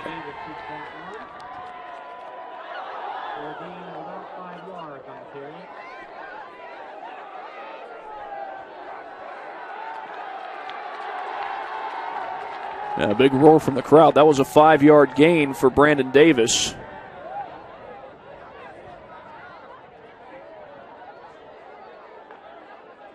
As Concordia, their defense rises to the occasion after what had been a first down run on a fourth down play by the Wayne Generals. Tyzel Thomas, again, was the guy who picked it up, but then Cooper Harris strips the ball out. Here's an option to the right side. Davis, little hesitation. He's going to get positive yardage out of this and make that a first down to the 45-yard line. A couple of tacklers went with him. You've got to be careful there. Justin Alexander could have easily been flagged if the officials had deemed that he threw a punch, but they did not. He just threw the arm out to get rid of Brandon Davis, get him off of him. So no flag thrown as we have under 9 minutes to go in this third quarter. Concordia was down 6-0 to Northrop 2 weeks ago. They scored 20 unanswered points in the second half, 13 of those coming in the third quarter.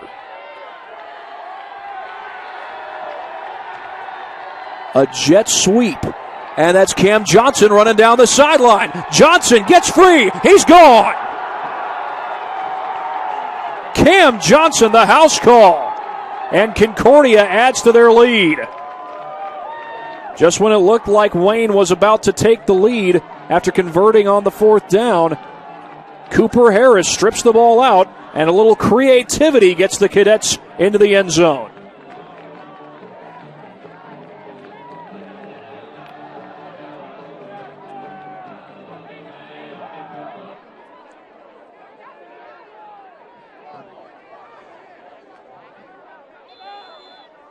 A 45-yard rushing touchdown for Cam Johnson, and here is Joe Gutman on for the PAT. He gets it up, and it is good. And Concordia takes a 20-8 lead over Wayne. We'll be right back in just a moment here on SummitCitySports.com.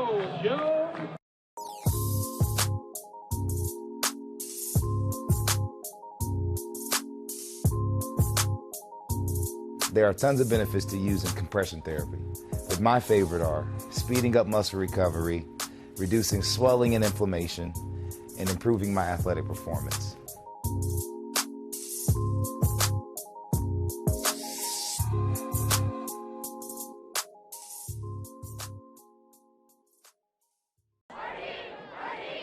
Third quarter, and Concordia extends their lead 20-0. It all started after the fourth down conversion by Tyzel Thomas. The very next play, Cooper Harris stripped the ball out and recovered the fumble on his own. And just 3 plays later, Cam Johnson takes it in for 6, a 45-yard touchdown run on a jet sweep. And I mentioned Cooper Harris not long ago. He's back to kick this ball away. 8:13 left to go here at Zollner. And this time he'll kick it deep. That's going to bounce into the end zone, a touchback. And the Generals will bring this ball out to the 20-yard line.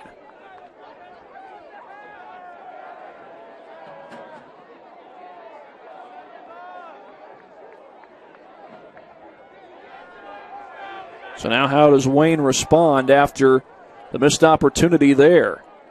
They had converted on 4th and 1. But then they turn it over on the very next play.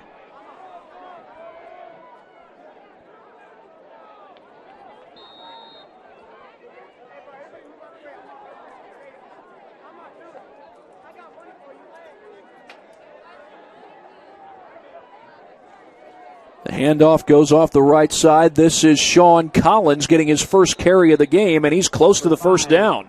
It was only a matter of time before we saw him get a carry.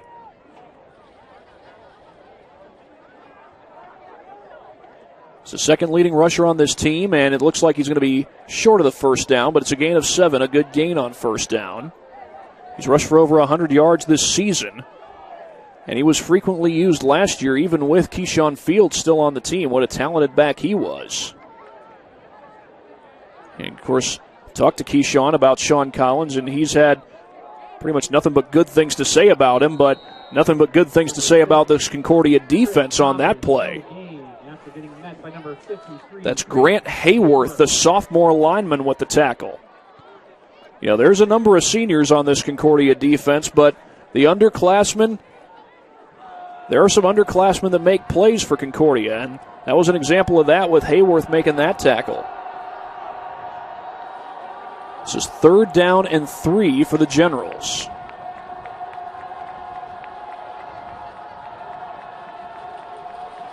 Play clock is down to 8.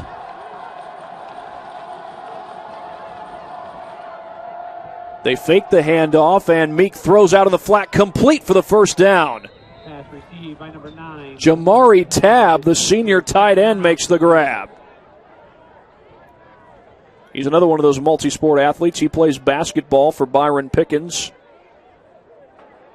who's about to enter his second year as the head basketball coach of the Wayne Generals.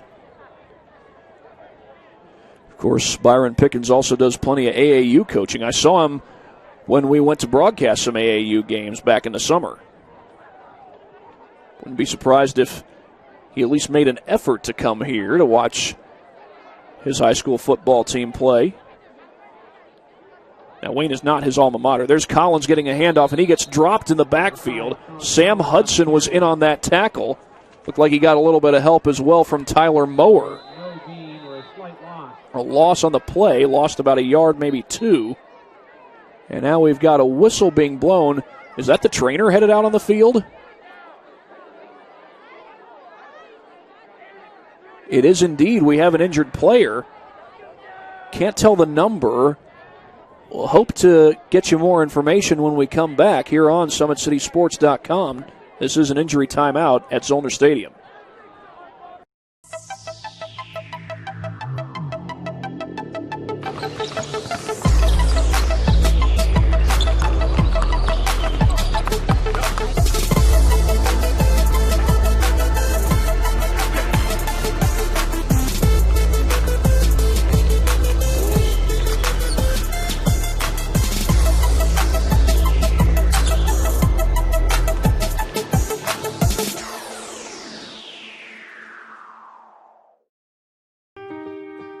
This is an invitation to join a movement propelled by people who care and members who have...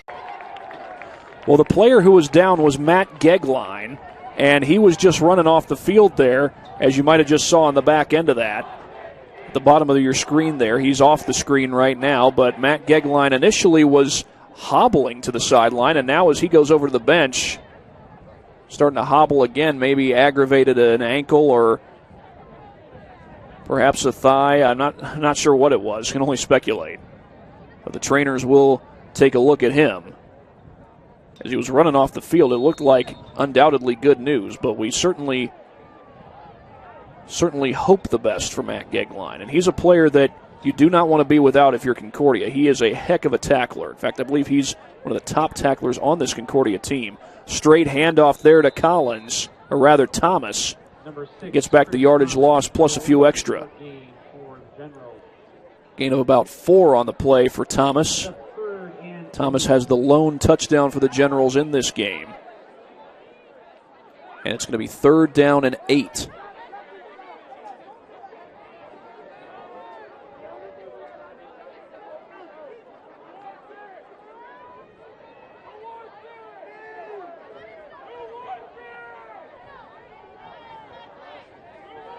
Meek goes under center. He'll hand this one out. Nope, he faked the handoff, and Meek rolling out. We've seen him run for a first down once today, and I think he just did it again. He did indeed. They're spotting it at the 46-yard line. That's a yard beyond the line to gain. He was pushed out of bounds by number... As Meek tries to help keep the Generals alive in this one, a touchdown would make it a one-score game. They had the fourth down conversion on the last possession, then the fumble forced by Cooper Harris. But the Generals seem to be responding very well. If they can get a come-from-behind win, that could be a confidence booster for a lot of these athletes. High snap. Meek fields it, getting chased, and throws it away. But was he outside the tackle box is the only question. I do not see a flag. Number 60, Isaiah Rusher with the pressure. It was Isaiah Rusher who's gotten the pressure. He's been a frequent flyer in that backfield tonight, even though he does not have a sack. We'll get another look at it here on the Traction AP replay. Might have just barely gotten outside that tackle box. So, yeah, no need for a grounding flag there. And this will be 2nd down and 10, 6:05 to go. And part of the reason for that throwaway, I think, was just to save the possession. Don't try to force a throw. Bouncing to the outside is Thomas, but this time the Cadets are ready for it. Xavier Sheehan, the tackle for loss. With the smackdown in the backfield. Another one of those senior defensive backs. And Sheehan is able to make the play.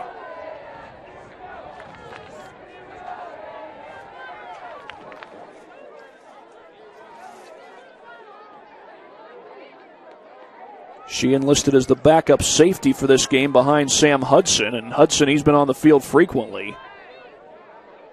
But it looks like Sheehan's out there in man coverage, and a flag is down. Going to be a legal substitution against the Generals. So the penalties have hurt the Generals on a number of occasions. They were in the red zone when they committed back-to-back penalties in the second quarter. So had back-to-back defensive penalties in that quarter. And this one pushes them back to a 3rd and 18.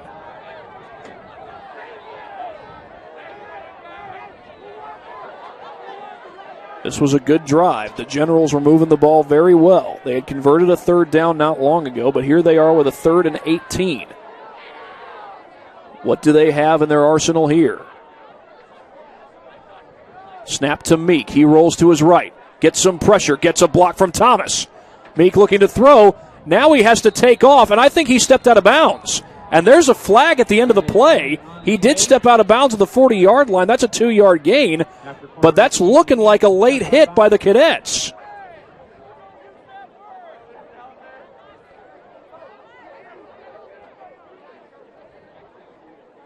Well, we'll get the official word here in just a moment, but it looks like this time it's the Cadets who commit the key penalty. And I believe that would carry an automatic 1st down. The officials are walking it all the way up to the 45-yard line. Yeah, personal foul, late hit out of bounds against Concordia. I think that was Rusher who was giving chase. Going to call it a 15-yard penalty from the spot of the foul.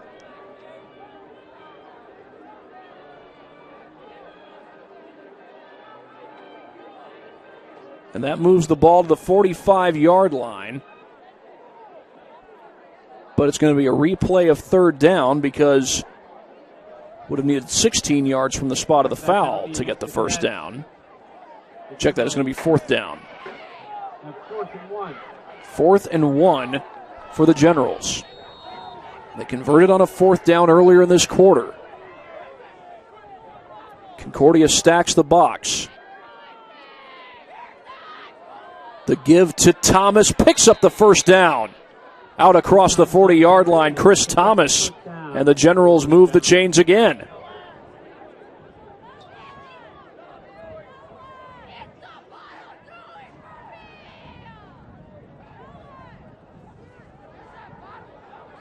It was Tyzel Thomas who converted on 4th down on the Generals' last possession. This time, Chris Thomas able to move the chains, and it's 1st and 10 from the 40-yard line. Off the left side they go. That's Thomas again. Cuts to the inside and a good run on first down. Gets it out across the 35-yard line. Gain of 6 yards for the Generals. They'll mark it at the 34, a gain of 6. Thomas has broken it for some big runs today, including a touchdown run that went for 72 yards. That was back in the second quarter, gave the Generals an 8-7 lead after the 2-point conversion. Thomas again. This time he's cut down behind the line. Sam Hudson with the tackle for loss. And he's used to plenty of that. He used to play the linebacker position. Been used more at defensive back this year. And he turns that 2nd and 4 into a 3rd and 5. 3.5 to play in this third quarter. Let's get loud, cadets.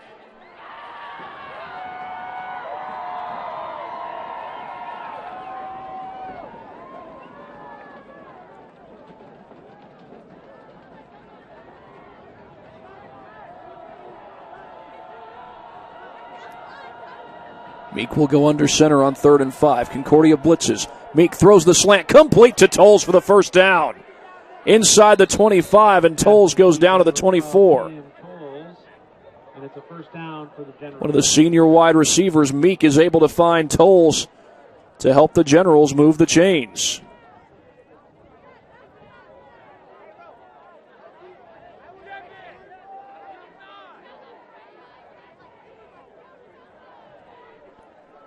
Ball is moved down to the 24-yard line.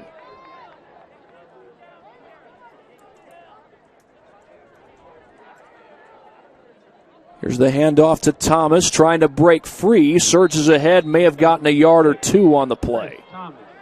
Logan Narwhal-Settle and others in on that tackle. Narwhal-Settle, a big sack in the Northrop game. Logan Narwhal-Settle.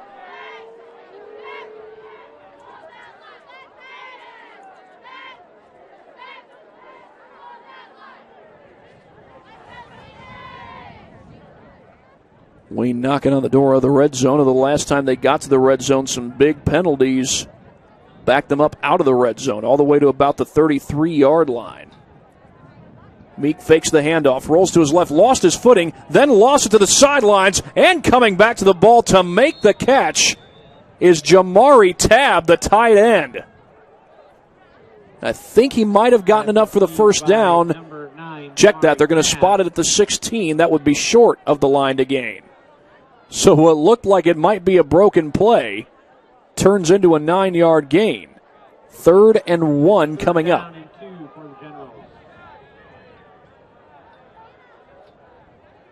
We've got 1:48 to play here in the third quarter as Wayne, though they've faced some adversity on this drive, they continue to move the ball and continue to find ways to move the chains.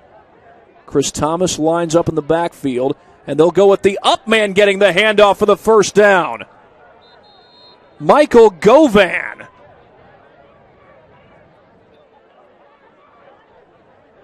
Gets him a goal-to-go situation down to the 4. And they go hurry up here. Another straight handoff.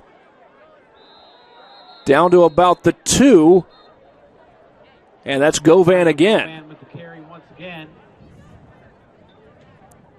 Generals playing a little hurry up here, trying to get the ball into the end zone. A drive that has consumed a lot of time off the clock. If this drive started with just less than 8 minutes to go. We're down to 1:13 to go in the quarter now. Handoff will go to Thomas. He's in. Touchdown. A powerful run by Chris Thomas. And the Generals have made it a one-score game.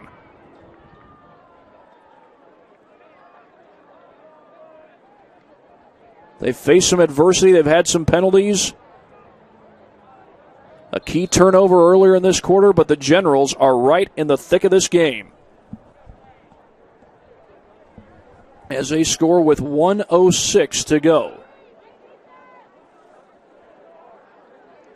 Generals are going to go for 2 here. They've already done this once today. Here's the handoff to Thomas, trying to surge his way across. I don't know. Cadets might have stopped him, and they did. Cooper Harris, Grant Hayworth, and others combined to make the tackle. But the Generals do pull within one score. It's 20-14. Wayne with the lead. We'll go ahead and show you the last play, the touchdown on the Traction AP replay. Some extra blocking, and Chris Thomas, almost too easy. Had a couple of guys waiting to hit him there at the goal line, but by that time, Thomas just had to lower the shoulder and surge his way across. And it's 20-14, Concordia with the lead. They're about to get the ball back in just a matter of moments.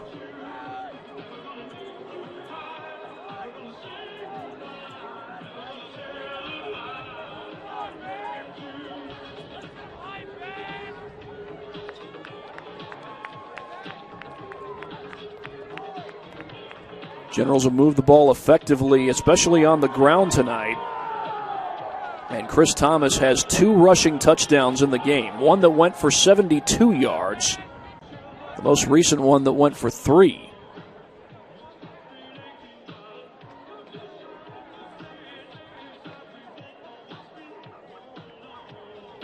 Tyler Grossman, one of the men back to receive for Concordia.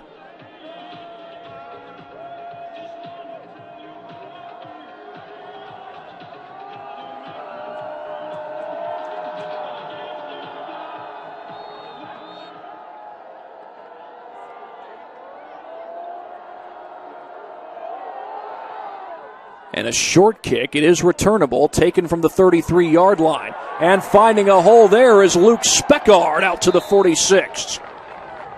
And check that. That was Xavier Sheehan on the return, number 5, not number 6. But Concordia is going to get great field position. They've had that on a number of occasions tonight. First drive started from their own 39-yard line. Second drive started from the 41. I believe it was that second drive where they got the game's first touchdown.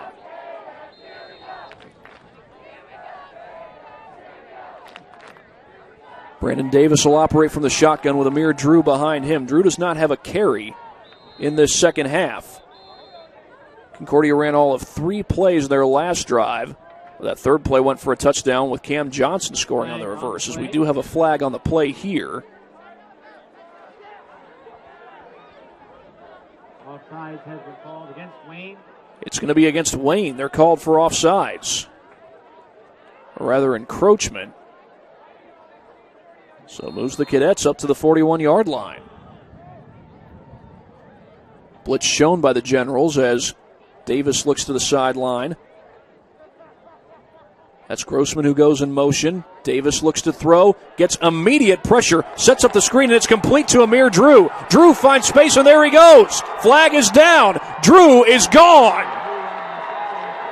We'll check on the penalty, but for the time being, it looks like 6 points for the Cadets.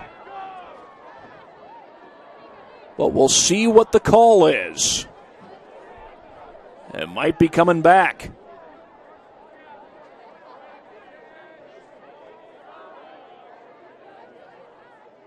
It's holding against Concordia, so the touchdown will come off the board. I believe it was holding that took away a touchdown earlier in the game for Concordia. Would have been a heck of a grab by Luke Speckard. But instead, they were backed up. That's exactly what happened here. It's spotted from the spot of the foul, so they move it back to the 42-yard line. So effectively, it's 1 yard lost on the play.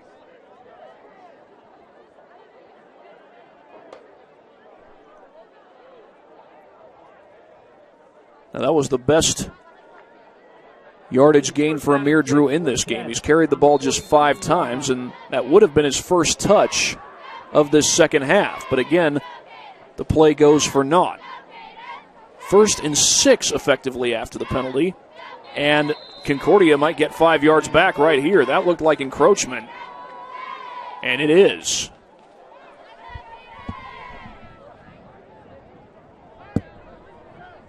That penalty is against the Generals. Well, Xavier Sheehan returned the ball to the 46-yard line, and since then we've had 3 straight penalties.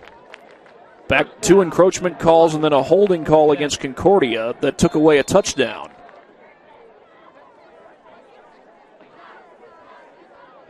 So this is going to be 1st and 1. Not 1st in inches, 1st in a full yard. As Drew lines up behind Davis in the pistol. That's Grossman going in motion. An option to the right side. Davis keeps it and gets the first down. First down for the Cadets. Well, they've used those option plays in large part, I would think, because of Wayne stacking the box with 6, sometimes 7 guys on such a consistent basis. Not easy to run the ball into the teeth of that kind of defense. So Concordia has had to get creative in trying to run the football. Had a 45-yard jet sweep that went for a touchdown the last time Concordia had the ball. And this will probably be the final play of the third quarter. We've got 17 seconds left to play. Play clock is down to 10.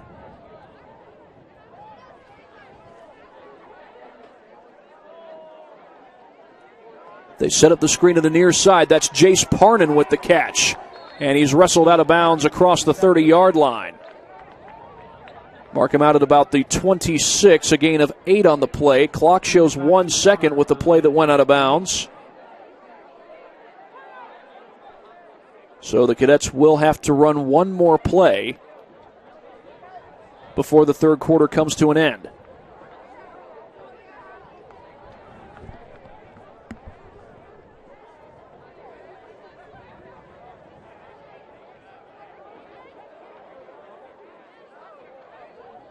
So an update from New Haven. New Haven leads Belmont 43-6.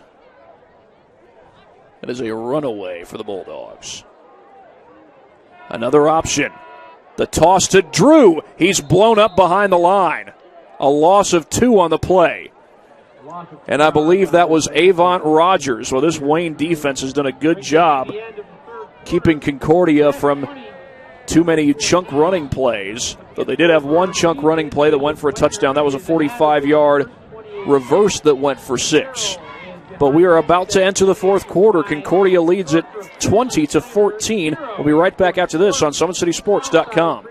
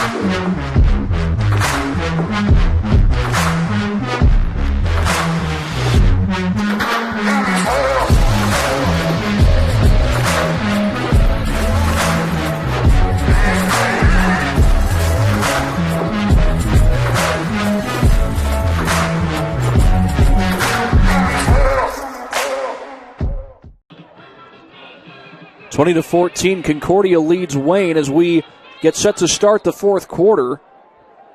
Generals are able to force a negative play, stopping Amir Drew on an option play on the previous play. And now here's Davis looking to throw. Gets some pressure, trying to step away from it. Flag is down. Davis is also down behind the line. Brandon Davis on the carry for a loss of yards, but there is a flag on. I think that was Rogers who made the tackle. We'll check on the penalty. Looks like it's holding against Concordia, so that's just going to back him up in the end. Unless Wayne decides to decline the penalty and take the fourth down.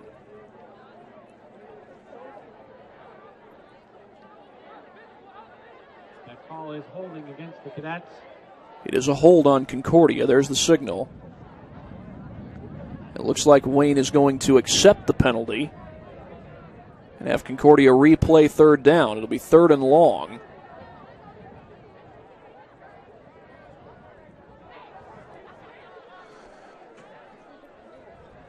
The official was over there talking to Coach Haydock about what he wanted to do. Does he want to accept the penalty or does he want to decline it? He's going to decline it. It's going to be 4th down. The penalty was declined by the Generals. So now if you're Concordia, Technically, you are in field goal range, although at the high school level, you see a few less field goals than you do at the college level. This is 4th and 6 from the 30-yard line, and Concordia is going to go for it.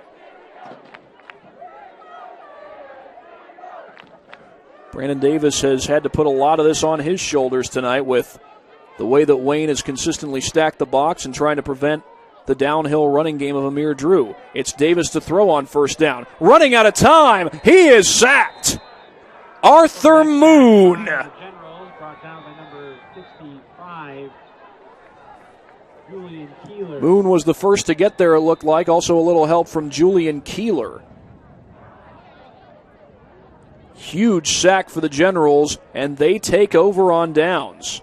It's the second time, I believe, that Concordia has turned the ball over tonight. The ball on their own 36-yard line.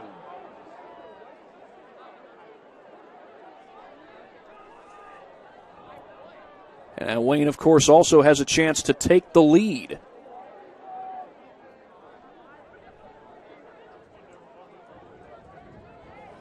They've gone for 2 on both of their touchdowns.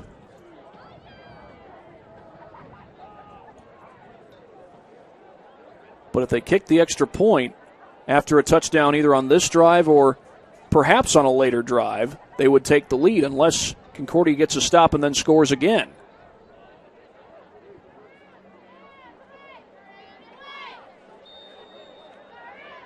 And Wayne has been very effective running the football. They've used multiple backs tonight, but it's been Chris Thomas who's gotten most of the work. They'll run it off the left side. I believe that was Thomas. And it was Thomas, number 6 in white, gets about 4 on the play.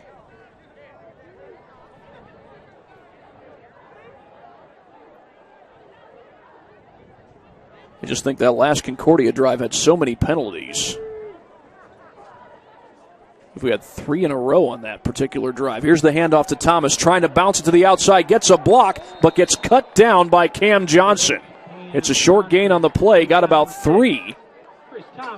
As Johnson, the defensive back, comes up to help make the stop.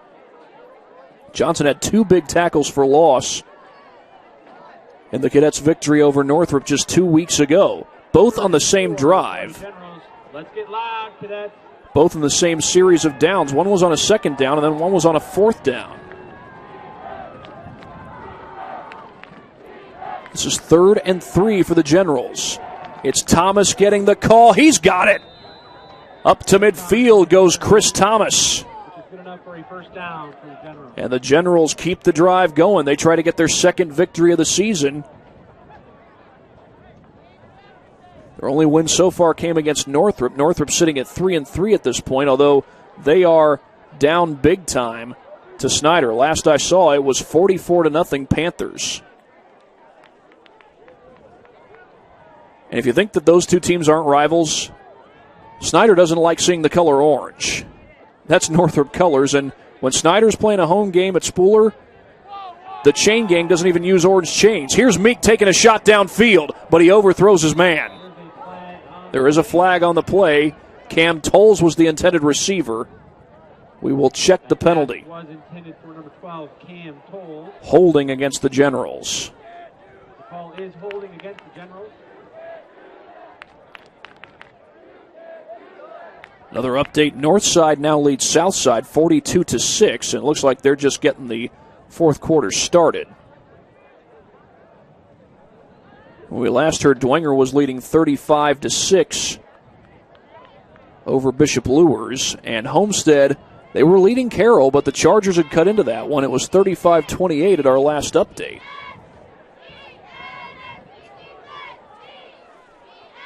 Brings up 1st and 24 for the Generals. It's going to be 1st and 24 after the penalty.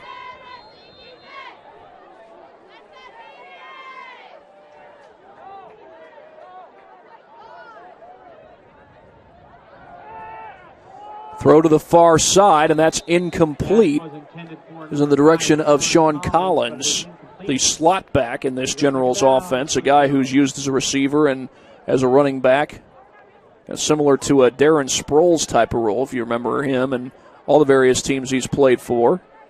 He's played for the then San Diego Chargers as well as the New Orleans Saints, the Philadelphia Eagles. I believe he was part of that Eagles team in 2017 that won the Super Bowl.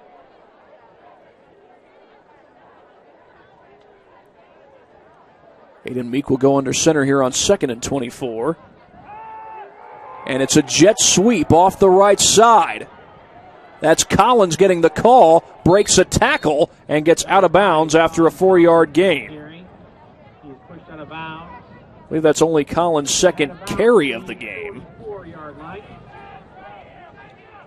So he marked him out at the 44-yard line. That's an 8-yard gain. Going to be 3rd down and 16. Aiden Meek hasn't taken very many shots down the field, although he did take one just a few plays ago, a play that was called back due to holding. I say called back. The Generals did not get anything out of that play. It was an incomplete pass. I believe that's Michael Govan coming back onto the field for Wayne. Empty backfield for Meek. Meek takes the snap, rolls out of the pocket, getting chased. That's Narwhal Settle going after him. He gets the pass away, and it's incomplete. There is a flag down on the play, though. Logan Narwhal Settle had the pressure. Is this going to be roughing the passer? Officials explaining things to Sherwood Haydock, and I think Haydock may be doing some explaining to the officials as well.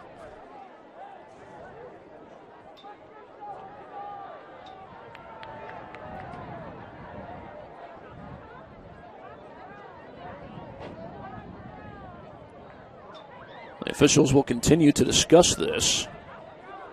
And it looks like we're just about to get the call. Holding against the Generals.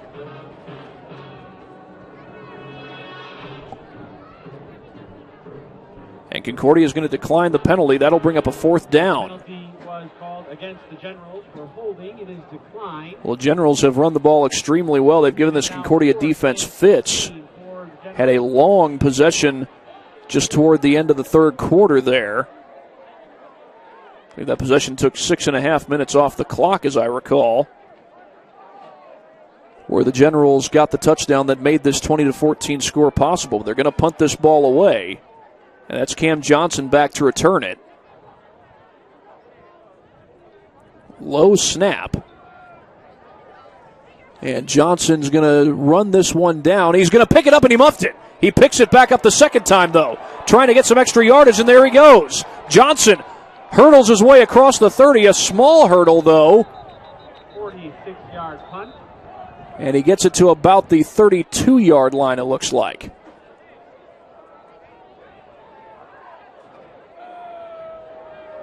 Now, always questionable when you try to field the ball on a punt inside the 10-yard line. You understand why he did it. We do have, however, a block in the back call against the Cadets. So that's going to bring it back. You're going to bring it back to the 10-yard line. So Concordia is going to have a long field to work with. And again, they've struggled with their downhill running game. Amir Drew has only carried the ball 6 times, and his last carry went for negative yardage. Actually marked the ball at the 5-yard line. Cadets have possession of the ball now on their own 5-yard line. It is 1st and 10.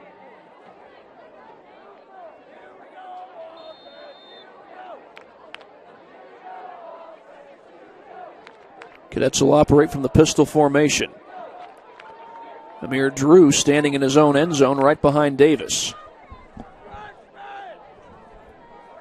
A toss to Drew in the end zone, and that's a safety. Jordan Donahue. 2 more points for the Generals, and they're going to get the ball back. A huge defensive play as the defense creates 2 points. We'll get another look at it. It was just a simple option play, and this was played extremely well by the Generals. There's Donahue ready for the pitch and does not allow Amir Drew to get beyond the goal line.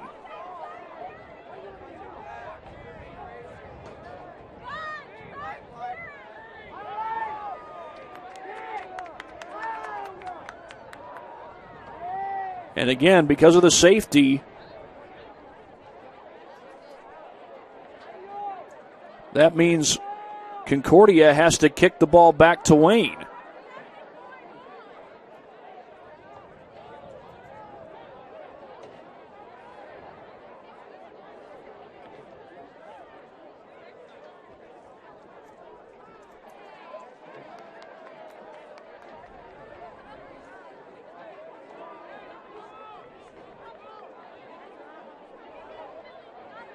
Going to kick it from the 20-yard line. Cooper Harris back to kick, and Wayne certainly looks like they're about to get some good field position out of this.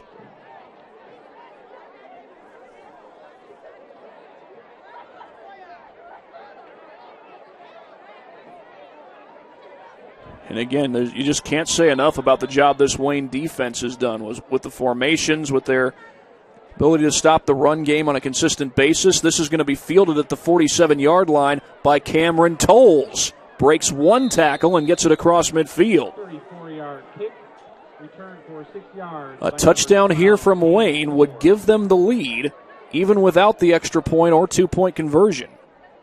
They've gone for 2 on both of their touchdowns so far. Very interesting second half it's been. Wayne had the turnover after converting on 4th and 1, where Cooper Harris stripped the ball out of the hands of Sean Collins and then recovered his own fumble. I should say recovered his own strip. But Wayne has scored the last 8 points of this game. Here's the handoff to Thomas, bouncing it to the outside. And he drags a tackler with him up to about the 43. Thomas didn't think he was down, but there are whistles blowing, or there were, as Thomas was all the way to the 21-yard line by the time he turned around and started to come back.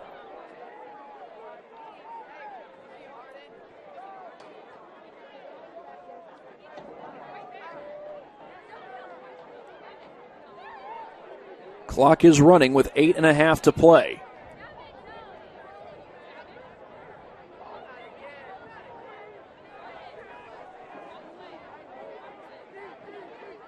Three down linemen for Concordia. Meek will go under center. It's Thomas again. Check that, it's Collins. And he's cut down by Johnson, but in comes a flag. Was thrown right at the line of scrimmage. And it's holding against the Generals. Holding call against the Generals. Well, the penalties have no doubt been an issue for Wayne, especially in the first half, and this one takes away what would have been a 2nd down and 5. Now it's going to be 2nd down and about 15, it looks like. Maybe even more. It looks like they're going to spot this one at the 47-yard line in Wayne territory.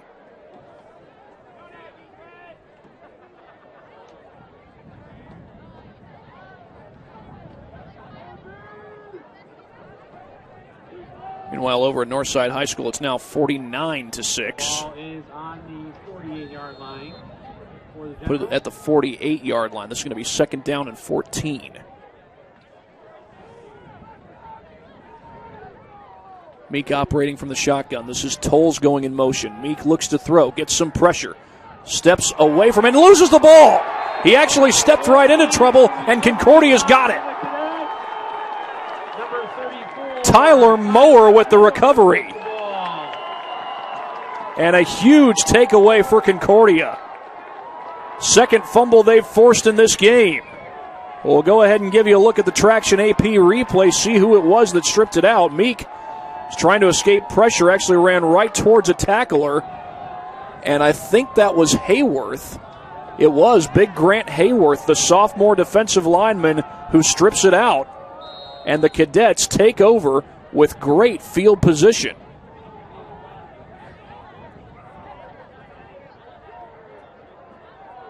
But the downhill running game has not been much of a factor today, and Davis looks to throw here. He sets up the screen to Drew, but he is pursued brilliantly. Flag comes in at the end of the play. A tackle made by Big Kadajuan Mitchell.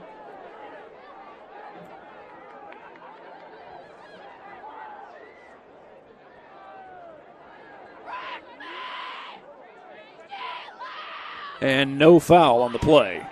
No flag.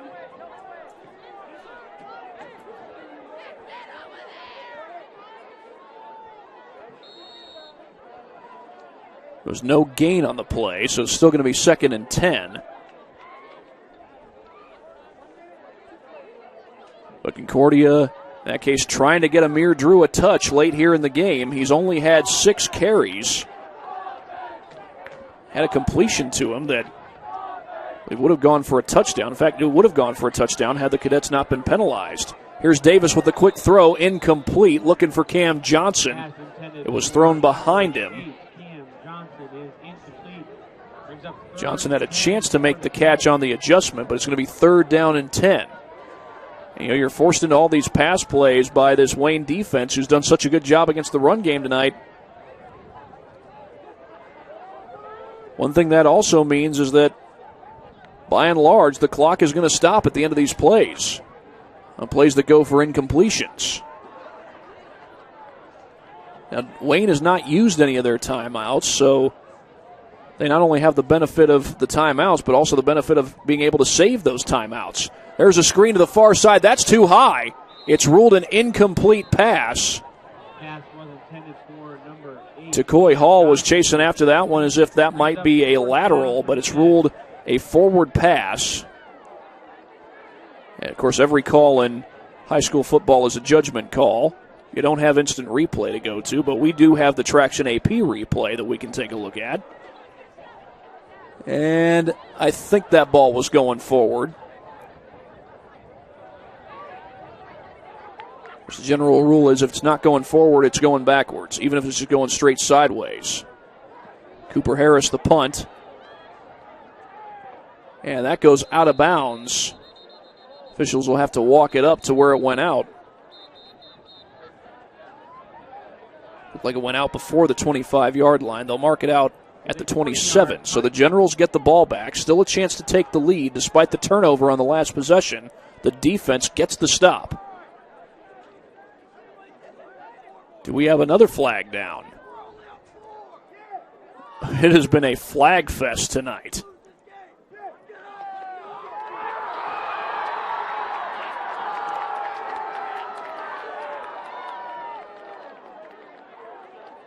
Looks like it's against the Generals. The referee explaining to Tim Manigal. See how this should be enforced. It looks like it is on Wayne. We'll get the official signal here in just a moment. Oh, it's on Concordia. Or is it? The initial signal by the referee was that it was on Concordia. Now he's signaling that it's on Wayne, it looks like. Perhaps it was against both.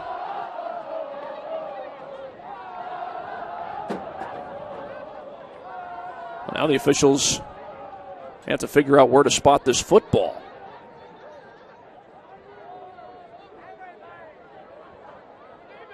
Or are they going to ask him to re-kick? Still a lot of discussion going on here.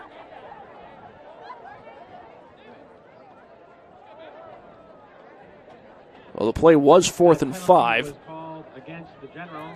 And it was against the Generals, and since it was 4th and 5,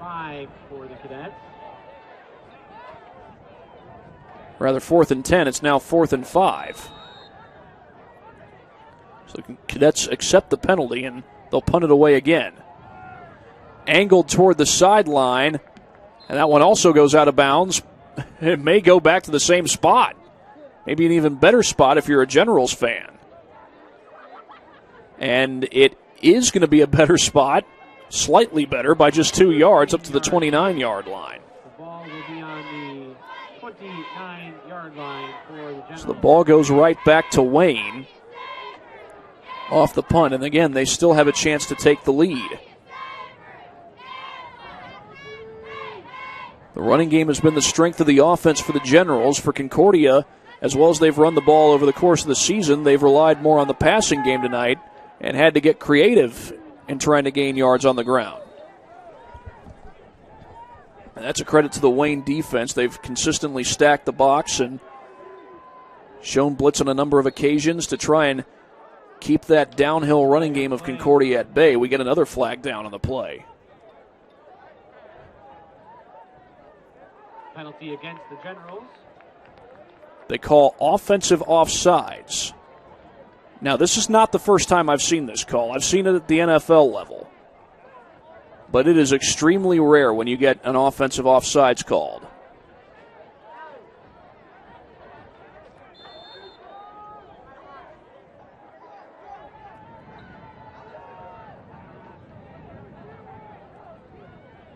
But Aiden Meek will go under center here on 1st and 15. He looks to throw the screen, and diving to make the catch is Tolles, or check that. Marcus Cooper, I believe, was the one that made that catch. Check that, I believe it was Tolles, number 12. And I believe we got, nope, the ball's being moved over to the left hash. Thought for a second that maybe there was a timeout call, but no, the ball's being moved over to the left hash. Wayne does have all 3 of their timeouts left. So they don't have to get everything in big chunk plays here. They're going to give it to Thomas off the left side. Did he lose the ball? Concordia's got it. Chris Thomas with a fumble and recovery by the Cadets.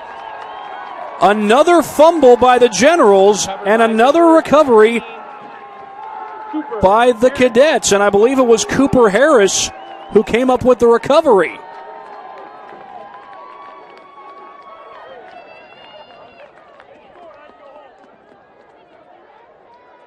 Third fumble of this game forced by Concordia. They've recovered every single one. Here's another look at it. And yeah, there's Harris, Johnny on the spot. I think it was Isaiah Rusher who stripped it out. But Concordia takes over with great field position.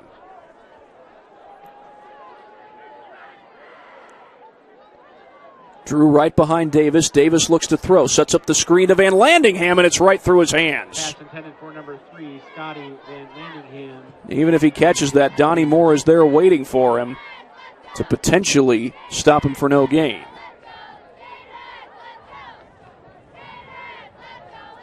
See if we can get a better look at that last play. Who got the paw on the football and took it away?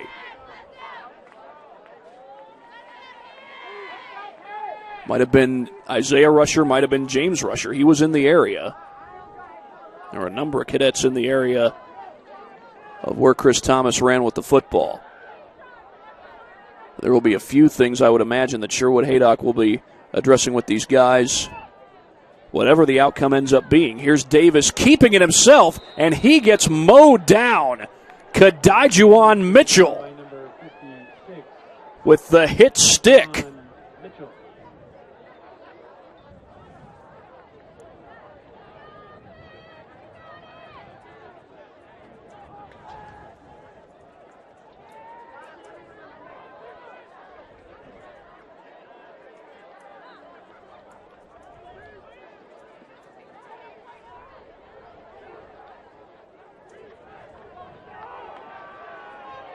This is 3rd and 12 after the negative play.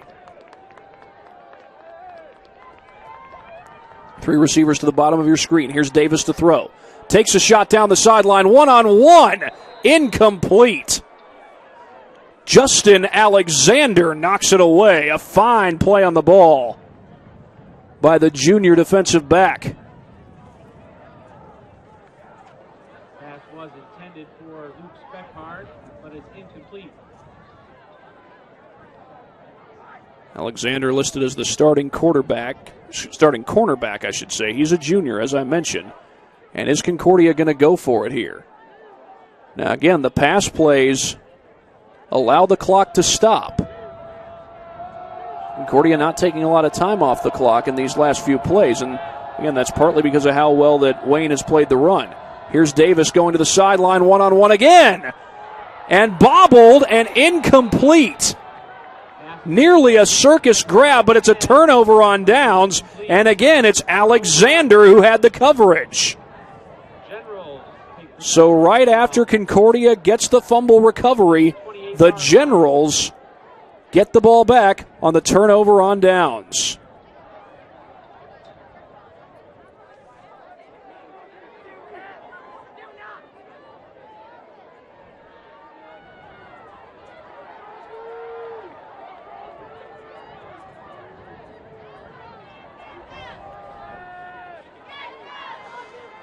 This will be 1st and 10 from the 28-yard line, and Wayne still has not used any of their timeouts. They've got them all in their back pocket.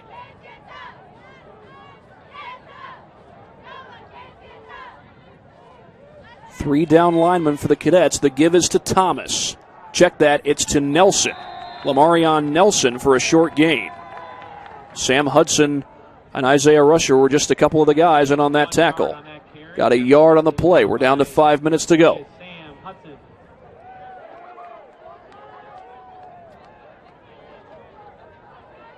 And again, because Wayne has all three of their timeouts, they don't have to be in hurry-up mode here. They can afford to run the ball, chew some time off the clock. What they cannot afford is to turn the ball over. Meek fakes the handoff, takes a shot downfield. Man is there, and it's off his hands.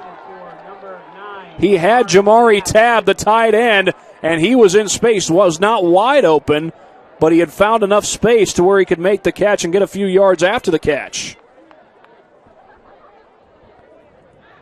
But the opportunity goes away. And now it's going to be 3rd and 8.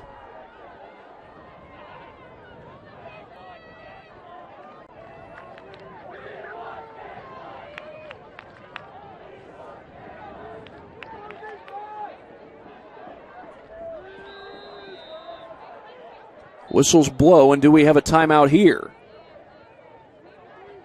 We do, and it's called by the Generals. Wayne calls a timeout. So while they take a timeout, we'll take one right along with them here on SummitCitySports.com.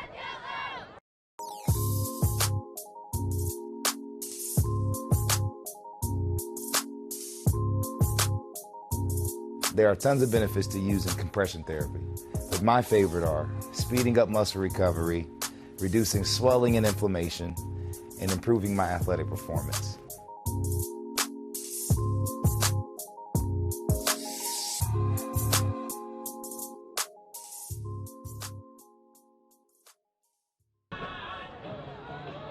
(20-16), and if you can hear Toto singing in the background, "Hold the Line" is the name of that song. Right now, it's the Cadets who are trying to hold the line with a 20-16 lead, having gone 3 and out.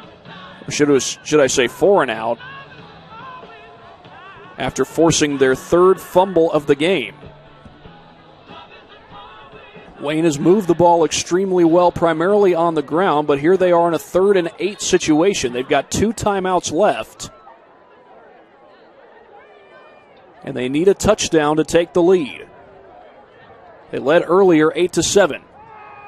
Meek fakes the handoff, rolls to his left, gets it away, intercepted! Room service pick by James Rusher. Interception by James Rusher for the Cadets. The sophomore linebacker comes up with a pick. And trying to get a roar from the crowd. He indeed got one already, but I think he wants a little bit more. But his Cadets have just forced the Generals' 5th turnover of the ballgame, including a turnover on downs earlier in the game. They forced 3 fumbles, and now they get their first interception.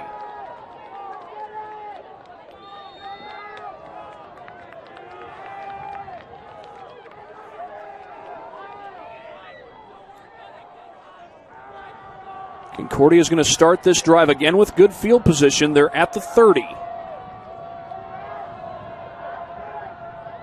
We've got 4:28 to go. And the handoff goes to Amir Drew. Finds some room off the left side, and there's Drew's first positive carry of the second half. Only his 2nd carry in total in this half. Gain of 5 yards for the Cadets.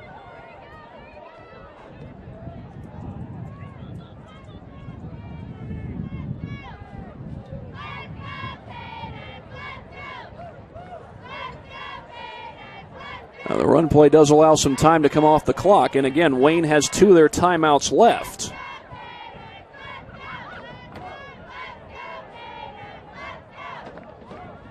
And we'll see if for that reason maybe Concordia goes back to the ground here. This is 2nd and 5.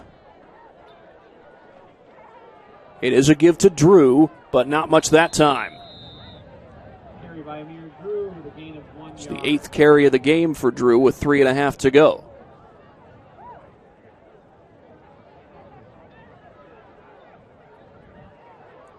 Going to call it a gain of a yard, and 3rd and 4 coming up.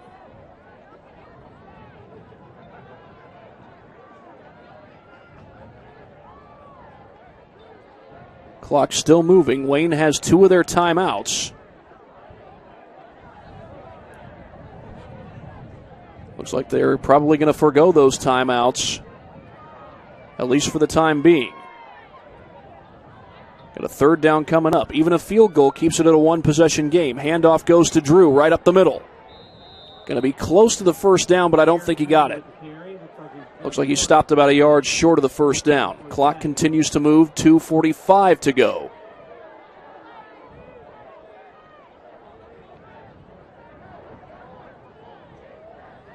Now, if Concordia converts this, it may force Wayne to start using their timeouts here. But Wayne has stopped Concordia on downs tonight. Can they do it again? Each team has been stopped on downs.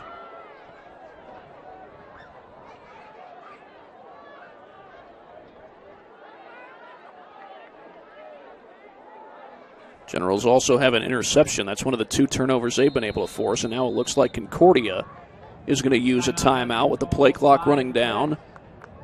Game clock is down to 2:08. And while they take a timeout, we will take a quick break. Back after this on Summit City Sports.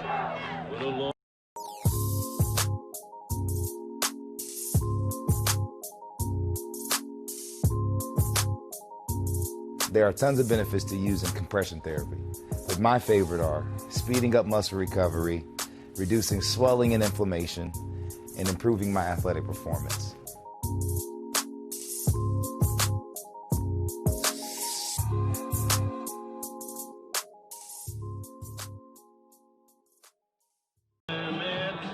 (20-16), Concordia leads Wayne. And it's going to be a 4th down and 1 for the Cadets coming out of this timeout.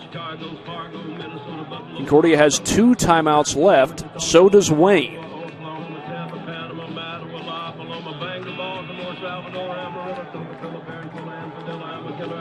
If the Generals get this stop, they can take the lead with a touchdown on the next drive.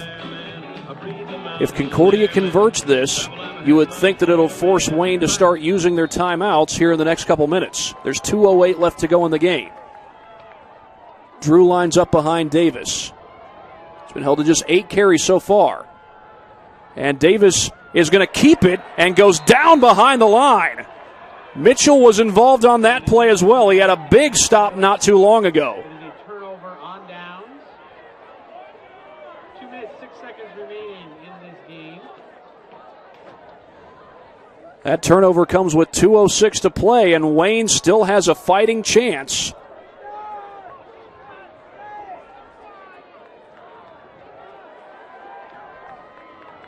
To take the lead. But they need a touchdown to do so. A field goal will do no good. And Wayne has gone for 2 on both of their touchdowns so far. They converted the first time, but not the second time. They did get a safety, though, here in the fourth quarter. Here's Meek to throw against the pressure. Throws it high. Is that picked off? It is picked off. Sam Hudson.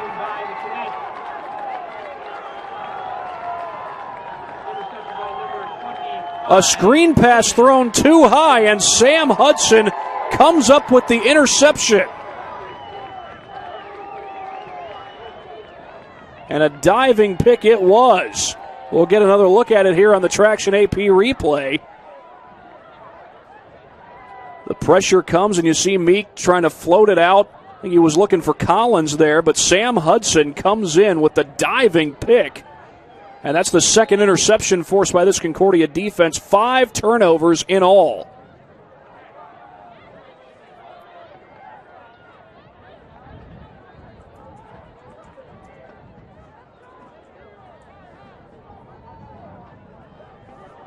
And Concordia will again operate from the pistol. Wayne still has 2 timeouts left. You may see them use them here. Concordia gets positive yardage, and they get some here with Amir Drew. That might be his best carry of the game.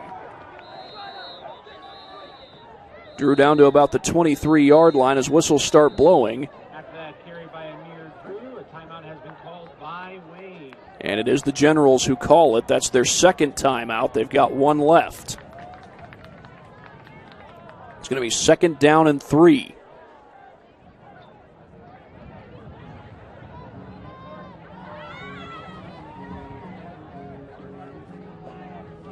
Again, a big interception that was. That's the first play from scrimmage after the turnover on downs. It was Kadajuan Mitchell and also Eben Person who helped to force the tackle for loss moments ago. Kadajuan Mitchell's made some big plays for this Wayne defense. By the way, looks like Carroll now has the lead. Check that. I think that actually says... Can't tell if that's a 35 or a 56. My apologies, guys. Hopefully we'll get something more official here in just a second. 56-41, Homestead leads Carroll. So that's the score from that game. Very high-scoring game, which is no surprise at all. Bishop Dwenger leads Bishop Luers 43-6. So that's turning into a runaway. And now here is 2nd down and 3. The crowd's still singing Sweet Caroline after the music stopped. And the Cadets are ready to run a play. Here's the give to Drew off the left side, trying to break free, but that's Mitchell who wouldn't let him go. And gets a little help from Person. Eben Person coming in to help clean it up. And the play goes out of bounds. And the clock will stop with 1:47 to go, so Wayne can keep that last time out in their back pockets. So don't close the books on this one just yet. Looks like a loss of 3 on the play.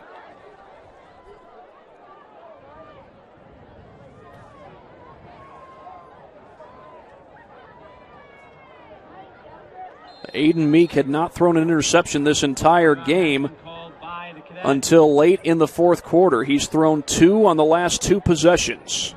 As Concordia calls a timeout, that's their second. They now have 1 left. As they try to figure out what play they want here on 3rd and 6. And if they get it, Generals only have 1 timeout. And you may see them use it on the next series of downs, or either that or right after a first down, if Concordia picks it up, that is. Now, if Wayne gets the stop and Concordia doesn't get the first down, you can't help but wonder, does Coach Manigault bring out Joe Gutman to kick the field goal and make it a 7-point game? Now, even if he does do that, Wayne has gone for 2 on both of their touchdowns so far today. They're 1 for 2 in that department. But that's a lot that will have to play out, or that could play out, I should say. This is 3rd and 6, meanwhile. May not necessarily be the game, but very well could be. It's Drew who gets the call. Fighting forward, but he's going to be short of the first down. I think it was Donnie Moore, I beg your pardon, who came up with the tackle. Arthur Moon in there as well. And we get another timeout. This one called by Wayne. Now, if Concordia goes for it and Wayne gets the stop, the clock is going to stop. But Wayne is now out of timeouts. And early on in this game, in this 4th quarter, you could have said, well, Wayne doesn't have to be in hurry-up mode. There's time on the clock. They've got all 3 timeouts. They can run the ball. Well, that's no longer the case. We've got 1:42 left in the game, and Wayne is now out of timeouts. They need to get the stop here, otherwise this game is over. And once they get the stop, if they get the stop, I should say, they'll need to go into hurry-up mode. Now then again, we have seen plenty of shifty running from Chris Thomas. who knows, he could give Wayne the lead on just one play.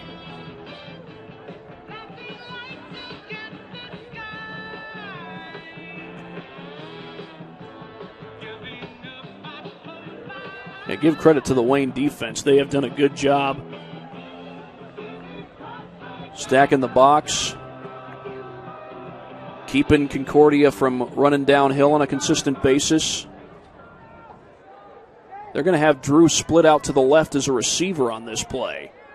They've got Tyler Grossman in as the up back, or the slot back, I should say.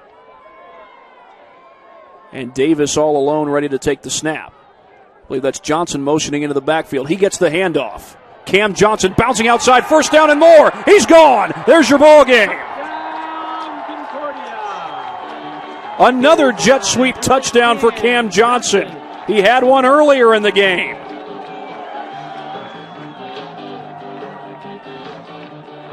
And Concordia has gone up by 10, and it looks like they've just given the final gut punch.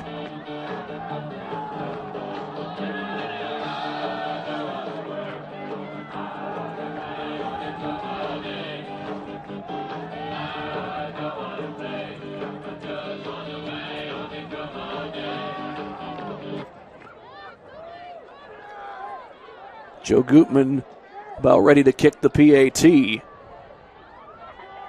As now Wayne rushes a guy out onto the field in substitution.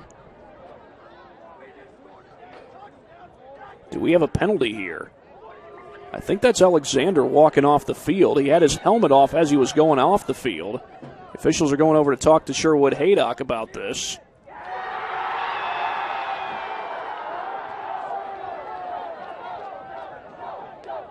Did not see a flag on the play.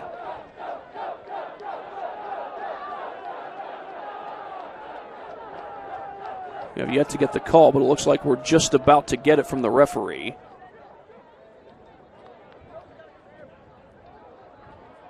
Or did they pick up the flag? Haven't seen any kind of signal. And now he's going to talk to Tim Manigal about what's going on.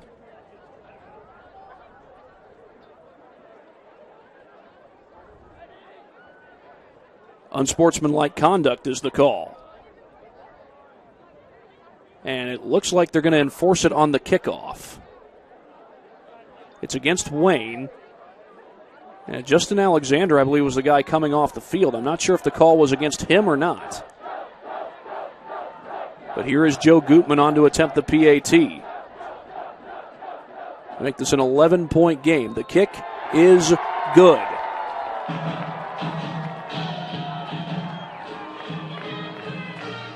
That kick is good. Way to go, Joe. So when all is said and done, Concordia has outscored Wayne 14-8 here in this second half. Wayne has certainly done a good job running the football, but Concordia, they're able to get the turnovers, and when it counts the most, they come up with the plays when it counts the most, and they're on that 4th and 4. Cam Johnson takes it to the house. We'll get another look at it. Very well blocked there by Tyler Grossman, and Cam Johnson has his second jet sweep touchdown of the game. His teammates there to celebrate with him. You saw Van Landingham and Grossman there to congratulate him. And now we've got 1:39 to go as Concordia looks like they're about to go to 4-3 on the season. They take advantage of the interception by Sam Hudson. They picked off Aiden Meek twice in this second half. They have forced 3 fumbles. Also forced a turnover on downs earlier in this game. And because of the unsportsmanlike conduct penalty, the Cadets will be kicking off from Wayne's 45-yard line. That's Cooper Harris back to boot it away.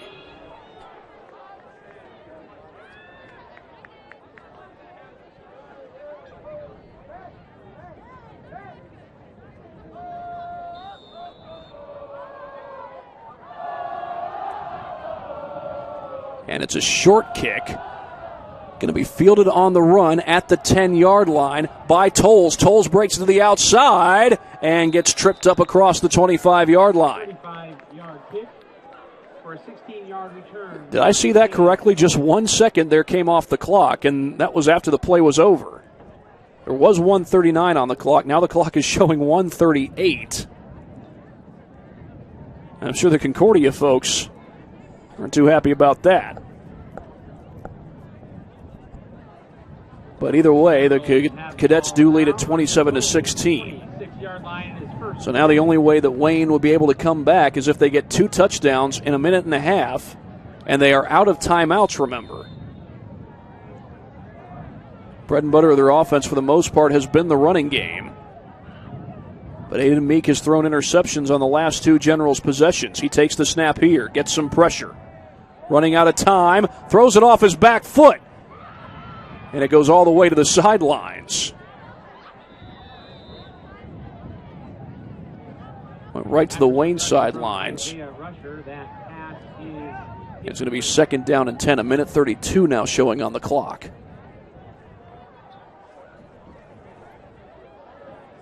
See if we can get you some updates. Looks like Southside, Northside, and Northrop Snyder have both gone final. Those were some blowouts. Northside was winning big over Southside, and Snyder was winning big over Northrop. And meanwhile, here is 2nd down and 10 for the Generals. Snap to Meek.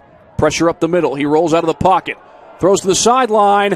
Incomplete. Pass was intended for number 12, Cam Toll, but it is incomplete. I think that was Xavier Sheehan who had a chance at the pick. Hudson and Logan Narwhal settled with the pressure on number 18. Logan Narwhal settle and Sam Hudson helped to get the pressure. And this is going to be 3rd and 10.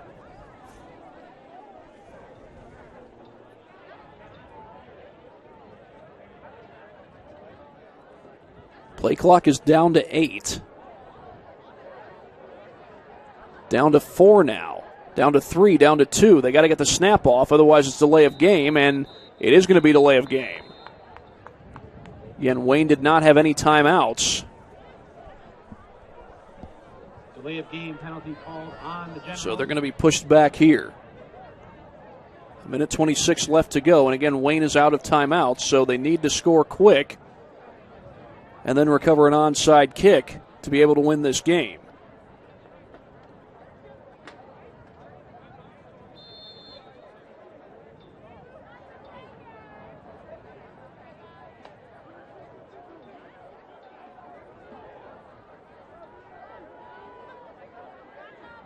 Snap to Meek. A quick release, that's complete. Right underneath to Antoine Schneider.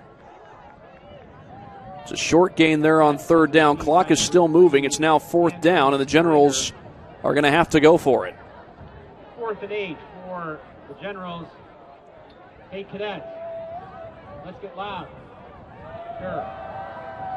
Now, this is the ball game. If Wayne doesn't convert this one, all Concordia has to do is send out Brandon Davis to take a knee.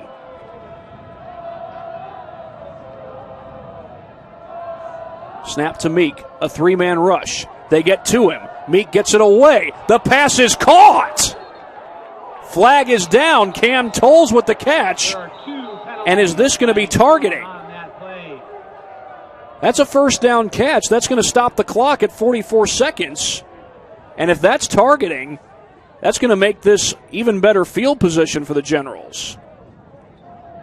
Even if it's pass interference or anything along those lines. But what a big throw there by Aiden Meek on a 4th down. And that might have helped his confidence. And, well, if that's Meek who's shaking up back there, you wonder if this might be a roughing the passer type of penalty.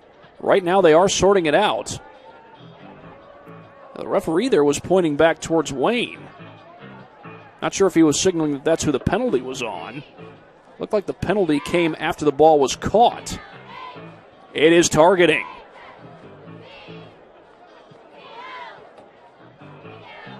That's going to move the ball into Cadet territory. Let's get another look at this on the Traction AP replay. See maybe who they might be calling this on. No doubt it was a good throw by Meek.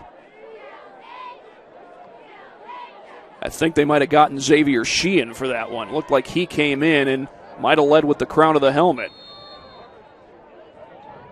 So he'd be done for the night, and if I'm not mistaken, he's also out for the first half of the next game. Here's Meek back to throw. Running out of time, and he will go down. Logan Narwhal Settle. Narwhal Settle with the quarterback sack.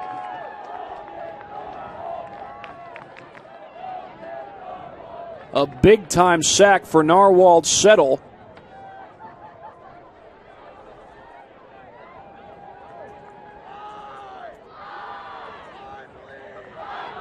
And a loss of 9 on the play. Clock is running. It's down to 5. They get the snap off, so this will be the final play of the game, barring a penalty. Pass to the sideline is complete, but the clock is showing 0, and that's the ball game. It's Tolles who makes the catch, but Concordia has won it. Now you see the final score of 27-16, and you think, well, that wasn't much of a barn burner at all. Well, actually it was. It was a great barn burner, and we had some tense moments throughout the course of this game. It was close most of the way through. Wayne ran the ball very well. Concordia moved the ball well through predominantly the passing game. The defense came up with some big plays. Defenses on both sides of the ball came up with some big plays. But in the end, it is Concordia who wins it 27-16. Back in a moment here on SummitCitySports.com.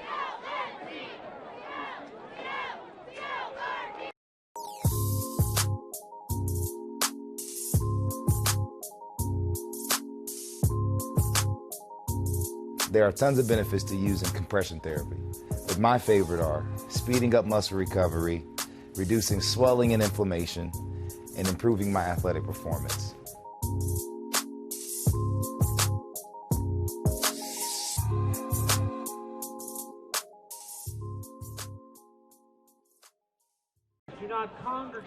Concordia defeats Wayne 27-16 here at Zollner Stadium. And a hard-fought game, no doubt about that. Concordia struggled to run the ball downhill. Amir Drew ended up finishing this game with 8 carries. And that's a large credit to the way the Wayne Generals continued to stack the box, brought extra guys in the box. Usually they had 6-7 guys in the box on a consistent basis, get up to the line of scrimmage and show blitz, and make it difficult for the Cadets to run the ball downhill. But they did find some ways to run the ball, Concordia did, particularly the jet sweeps with Cam Johnson. He scored 2 touchdowns on those types of plays, and the turnovers proved to be a huge factor. Concordia forced 6 turnovers tonight, a turnover on downs, 3 fumbles, and 2 interceptions, both those INTs coming in the fourth quarter. Well, the Parkview Sports Medicine player of the game is going to be more than just one player. It's going to be the Concordia defense. They did a great job tonight forcing those turnovers. 6 of them came up with some big plays when they needed the most, even though they were put at their wits' end for much of this game. Concordia wins 27-16. They go to 4-3 on the season. They go on the road to face Carroll next week. As for Wayne, they fall to 1-6, and they will go home to take on Homestead. That's going to do it from here at Zollner Stadium. For my camera operator, Brandon Porter, this is Thad Goff saying so long from Concordia High School. Again, your final score, Concordia 27, Wayne 16. Excited about the place that it put us, and the quarantine hit, and we knew we had guys that were going to work hard at home, but just the idea that we could get a lot of them together working hard at a location with people that know what they're doing was really beneficial. And I think, that training did a great job for those guys to kind of get the ball rolling for them, and they came back in the end of June, early July, and it's like they hadn't missed a beat. They were flexible, they were fast, and ready to lift and run and start playing football, so it was a huge benefit for us. To gain an edge on your competition, it starts with a free one-on-one performance assessment.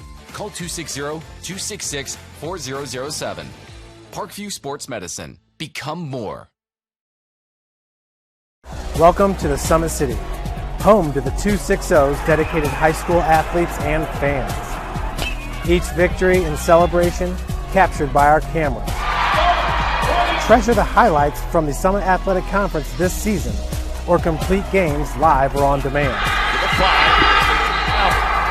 After all, nobody's more proud to call Fort Wayne home than SummitCitySports.com.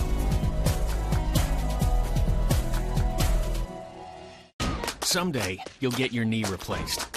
Someday, a new hip. Someday can be sooner than you think.